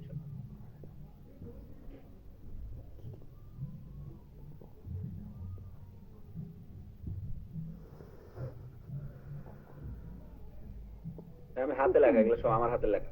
আমি যখন অ্যাডমিশন হয়েছিলাম, মানে আইএসএ ছিলাম, তখন এগুলো আমি নিজে নিজে নোট করছি বিভিন্ন শীট মিট দেখে দেখে। এগুলো কিন্তু আমাকে কোনো ইনস্ট্রাক্টর পড়ায় নাই, এটা আমি নিজের থেকে উদ্ভাবন করে বাইর করছি। যে 7টা সেন্টেন্স লিখবো, আমি সবসময় ভেরিয়েশন নিয়ে কিভাবে লেখা যায় সেটার চেষ্টা করতাম। তো তখন আমি এগুলো লিখি। তো দেখেন এখানে এই স্ট্রাকচার ব্যবহার করে কিভাবে করতে পারেন, তার আগে একটা বেসিক জিনিস আপনাদেরকে শিখাই নিয়ে আসি। খেয়াল করেন, আসলে কম্পারেটিভ স্ট্রাকচার যে আমরা ব্যবহার করি, কখন আসলে কম্পারেটিভ স্ট্রাকচার ব্যবহার হয়, এর একটা বোঝার ব্যাপার আছে। আমরা যদি দুইটা এলিমেন্ট বা দুইটা এন্টিটির মধ্যে যদি তুলনা করতে চাই, তখন আমরা কম্পারেটিভ স্ট্রাকচার ব্যবহার করি। দুইটা এন্টিটি মানে কি ভাইয়া? মনে করেন আমার সাথে ইশতিয়াকের তুলনা, তার মানে এই যে দুইটা এন্টিটি। ফুটবলের সাথে ব্যাডমিন্টনের তুলনা, তার মানে দুইটা এন্টিটি। ক্রিকেটের সাথে ব্যাডমিন্টন, মানে দুইটা এন্টিটি। তখন আমরা কম্পারেটিভ স্ট্রাকচার ব্যবহার করি। কম্পারেটিভ মানে কি? ওই যে শেষে এ আর ইয়ার থাকে, হ্যাঁ। যেমন হলো ধরেন ইয়ার দিয়ে একটা আমাকে উদাহরণ বলেন। যেমন ক্লেভার, আচ্ছা ওটা তো মোর মোস্ট আছে। আমাকে একটা উদাহরণ দেন তো কম্পারেটিভের। He is better than me, বা he is better than I maybe. না না না, ইয়ার যুক্ত করে, এটা তো গুড বেটার বেস্ট, এটা তো আলাদা। ইয়ার যুক্ত করে কেমন হতে পারে? যেমন he is taller than me. লঙ্গার, এই যে আপর চলে আসছে, লঙ্গার বা শর্টার। এক্সিলেন্ট। দেখেন শর্ট হলো পজিটিভ ফর্ম, শর্ট। এর সাথে আমরা ইয়ার লাগাইয়া কম্পারেটিভ বানাই, আর ইএসটি লাগাইয়া সুপারলেটিভ বানাই। তাহলে একটা হলো long, longer, longest, big, bigger, biggest, short, shorter, shortest. তাহলে যখন ইয়ার লাগাইতেছি সেটা হলো যে কম্পারেটিভ। আবার আমরা দা মোর লাগাই, তখন হলো কম্পারেটিভ। মোর কখন লাগাই? যখন 2-3টা সিলেবলের হয়, যেমন বিউটিফুল 3টা সিলেবল, তার মানে কি the more beautiful, the most beautiful, most beautiful মানে সুপারলেটিভ। তাহলে আমরা যদি দুইজনের মধ্যে তুলনা করি তখন আমরা কম্পারেটিভ করব, বা দুইটা অবজেক্টের মধ্যে তুলনা করলে কম্পারেটিভ। আর যদি 3 অর মোর কম্পারেটিভ, এই যে দেখেন 3 অর মোর, 3 বা তার বেশি, তাদের মধ্যে যদি তুলনা করি তাহলে সুপারলেটিভ। যেমন আমি বললাম she is the most beautiful girls among all her classmate, তার সকল ক্লাসমেটস এর মধ্যে she is one of the most beautiful girls, সকলদের মধ্যে একটা অন্যতম সুন্দর। তাহলে দেখেন এই যে অনেক ক্লাসমেটের মধ্যে একজন, মানে কি 3 অর মোর, তখন আমরা এই যে দ্য মোস্ট বিউটিফুল বললাম। আপনারা কি বুঝতেছেন কথাবার্তা আমার? এইরকম বুঝে শুনে কিন্তু ব্যবহার করতে হবে। এখন এই সুপারলেটিভটা যদি আমি ব্যবহার করতে চাই, দেখি আপনারা কেমন শিখতেছেন ক্লাস। আমাকে বলেন তো এখানে কোন ডেটার সাথে আমরা সুপারলেটিভ ব্যবহার করতে পারি? এই যে চিত্রটা আমরা দেখতেছি,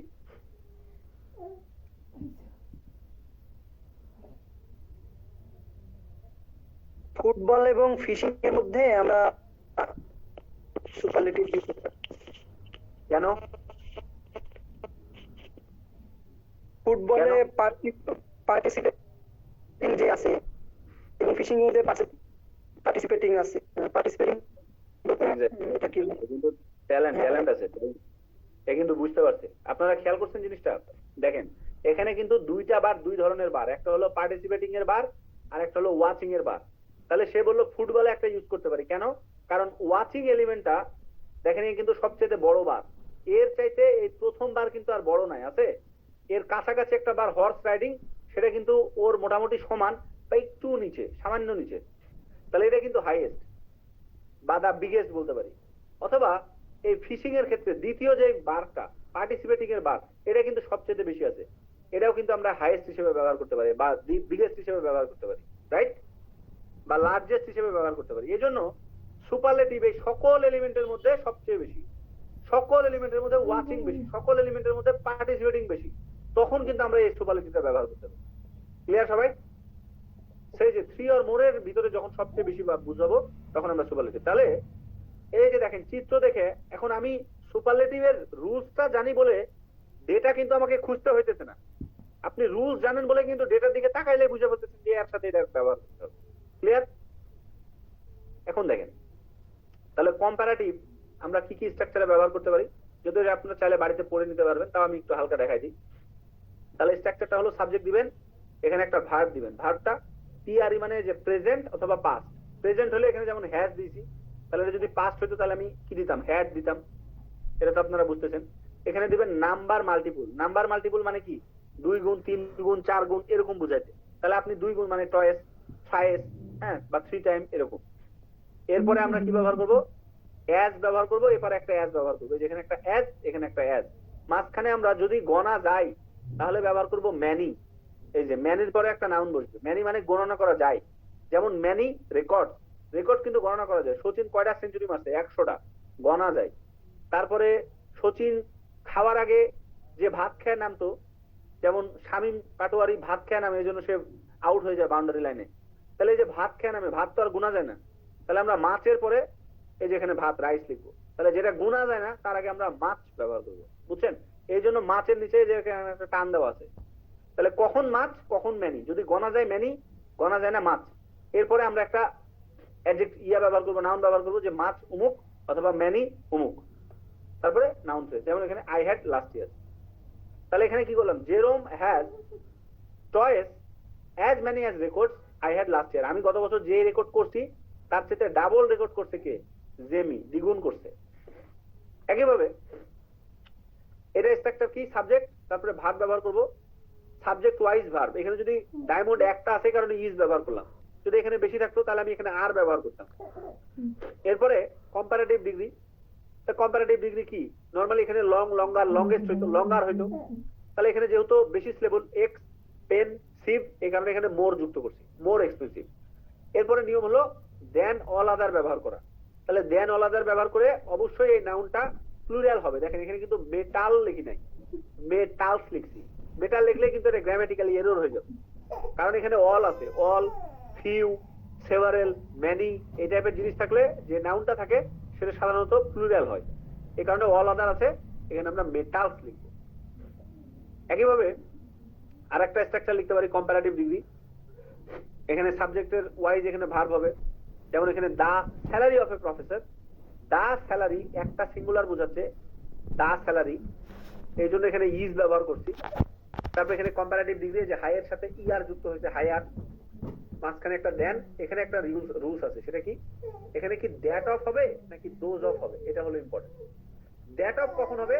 দ্যাট মানে কি একটা, আর দোজ মানে কি বেশি। দ্যাট অফ হবে যদি সাবজেক্টটা সিঙ্গুলার হয় তাহলে হবে দ্যাট অফ, আর সাবজেক্ট যদি প্লুরাল হয় বেশি হয় তাহলে হবে দোজ অফ। তাহলে দেখেন এখানে বললাম দা স্যালারি মানে কি একটা নির্দিষ্ট করে জিনিস বোঝাচ্ছে, একটা জিনিসকে বোঝাচ্ছে। হ্যাঁ, দা ইউনিভার্সিটি একটা নির্দিষ্ট করে বোঝাচ্ছে। আর যখন আমি ফ্যাকাল্টি মেম্বার বলবো তখন ফ্যাকাল্টি কিন্তু অনেকগুলো হয়ে যাবে, এই কারণে দা ফ্যাকাল্টি মেম্বার, তখন কিন্তু এটা প্লুরাল। একইভাবে এখানে দা স্যালারি সিঙ্গুলার, এই কারণে আমরা এখানে দ্যাট অফ ব্যবহার করলাম। আর এখানে দেখেন the duties of a student, duties E S plural, এই কারণে এখানে দ্যাট অফ না লিখে আমরা দোজ অফ লিখলাম। আর মাঝখানে এই যে হায়ার দেন, এটাই হলো কম্পারেটিভ। বুঝতেছেন আপনারা ক্লাস? এটা একটু টেনে গেলাম, বাড়িতে একটু দেখেন তাহলে বুঝতে পারবেন। এখন দেখেন আগে আপনাদেরকে 3টা ভেরিয়েশন শিখালাম, এখানে আবার 3টা আলাদা আলাদা স্ট্রাকচারের ভেরিয়েশন শিখালাম। তার মানে কি 6টা ভেরিয়েশন হয়ে গেল। আপনাদেরকে লিখতে হবে 7টা, অলরেডি 6টা শিখলেন, আরো একটা শিখাবো। আর একটা কি, ধরেন সুপারলেটিভ যদি ব্যবহার করতে হয় থাকবে তো অবশ্যই সর্বোচ্চ বুঝাইতে। তাহলে কোন একটা জিনিসকে সর্বোচ্চ বুঝাইতে গেলে আমরা কি করব? সুপারলেটিভের নিয়ম হলো ইএসটি যুক্ত করা। এই যে অ্যাডজেক্টিভের শেষে ইএসটি, তাহলে অ্যাডজেক্টিভকে টল, টলেস্ট, অথবা যদি বেশি সিলেবলের হয় বিউটিফুল, তাহলে মোস্ট ব্যবহার করব, the most beautiful, the most beautiful. আর সবচেয়ে কম তাহলে দ্য লিস্ট বিউটিফুল, সবচেয়ে কম সুন্দরী। বেশি বুঝাইতে মোস্ট, কম বুঝাইতে লিস্ট। তাহলে দেখেন প্রথমে সাবজেক্ট তারপরে ভার্ব, তাহলে সাবজেক্ট আছে কি জন, একজন, তাই জন্য ইজ। দিজ শার্ট অনেকগুলা, এই জন্য আর। দা টলেস্ট, দা লিস্ট, এখানে একটা সুপারলেটিভ, তাহলে কি ব্যবহার করবো? The least superlative, the tallest superlative, expensive of all. আচ্ছা, এখানে একটা নিয়ম আছে দেখেন, অনেক গুরুত্বপূর্ণ। আপনারা তো মনে করেন পড়ার দরকার কি, এমনিই তো পারি, বহুত কিছু আছে। শুধুমাত্র একটা প্রিপজিশন চেঞ্জের কারণে দেখেন, এখানে ইন থাকলে আপনি যদি ইন ব্যবহার করেন তাহলে অবশ্যই আপনাকে এই নাউনটাকে সিঙ্গুলার নাউন ব্যবহার করতে হবে। এই যে দেখেন ইন হিজ ফ্যামিলি, আর এই একই স্ট্রাকচার যদি এখানে অফ ব্যবহার করেন তাহলে আপনাকে এখানে নাউনটা প্লুরাল ব্যবহার করতে হবে। এই যে দেখেন অফ অল ব্যবহার, এটা যদি আপনি না জানেন ব্যবহার করতে পারবেন জীবনে আপনি। যেখানে ইন ব্যবহার করলে সুপারলেটিভের ক্ষেত্রে সিঙ্গুলার, আর অফ ব্যবহার করলে প্লুরাল, জানেন এটা আপনারা? সো এই ছোটখাটো জিনিস কিন্তু এক্সামিনারের চোখ এড়ায় যাবে, এটা কখনো ভাইবেন না। যখনই আপনি এখানে অফ ব্যবহার করবেন এক্সামিনার তাকায় থাকবে যেখানে অফের পরে এখানে কি প্লুরাল দিবেন কিনা, তাহলে এই স্ট্রাকচারটা শিখে ফেলবেন। আর একটা গুরুত্বপূর্ণ, সেটা হলো ওয়ান অফ দা ব্যবহার করা। ওই যে আমি বললাম one of the most beautiful girl, খেয়াল করেন আমি বলতেছি ওয়ান অফ দা কিন্তু উচ্চারণ করতেছি গার্লস। কমন সেন্সে মনে হয় যে ওয়ান অফ দা মানে তো একজন বোঝাচ্ছে, তাহলে এখানে গার্ল না লিখে গার্লস লিখলেন কেন, প্লুরাল কেন দিলেন? নিয়মই এটা, ওয়ান অফ দা ব্যবহার করলে অবশ্যই নাউনটাকে গার্লস হয়ে যায়, মানে প্লুরাল হয়ে যায়। এই কথাটা এখানে বলা আছে। এই যে দেখ, after the expression one of the ব্যবহার করলে অবশ্যই সুপারলেটিভ ব্যবহার করবা, করে be sure the noun is plural. কিন্তু ভার্বটা আবার সিঙ্গুলার হবে, কেমন? Kuwait is one of the biggest, তাহলে হয়তো কি তেল উৎপাদনকারী, নরমালি হওয়া উচিত ছিল ওয়েল প্রডিউসার হওয়া উচিত ছিল, কিন্তু দেখেন এখানে ব্যবহার করছি ওয়েল প্রডিউসার্স, প্লুরাল। তাহলে কুয়েত হলো যারা তেল উৎপাদন করে তাদের মধ্যে the biggest, one of the biggest, অন্যতম একটা দেশ কুয়েত ইন দ্য ওয়ার্ল্ড। এভাবে করে এই জিনিসগুলো ব্যবহার করুন। আশা করি আমি বুঝাতে পারছি আপনাদেরকে। তাহলে অলরেডি আমি কতগুলো ভেরিয়েশন শিখালাম, সুপারলেটিভের 2টা শিখালাম, কম্পারেটিভের 3টা, আর এমনি স্ট্রাকচারের এখানে 3টা। তার মানে কি 3 3 6 আর 2 8টা শিখালাম। এর মধ্যে মোটামুটি 6-7টা ব্যবহার করবো। আজকের ক্লাস মোটামুটি এরকমই। নেক্সট দিনে আমরা হ্যাঁ, আমাদের কোনো প্রশ্ন আছে? ভাই বলছি কম্পারেটিভ এবং সুপারলেটিভ যে এই দুটো আছে, এগুলো কিছু যদি একটু আমাদেরকে প্রোভাইড করতেন। কম্পারেটিভ সুপারলেটিভ যে ডিগ্রিতে যে ওয়ার্ড মানে এগুলো এটা আপনাকে আমাকে বলা লাগবে, আপনি নিজে নিজে পারেন না, এটা সেলফ লার্নিং করবেন, ভালো মতো শিখতে পারবেন।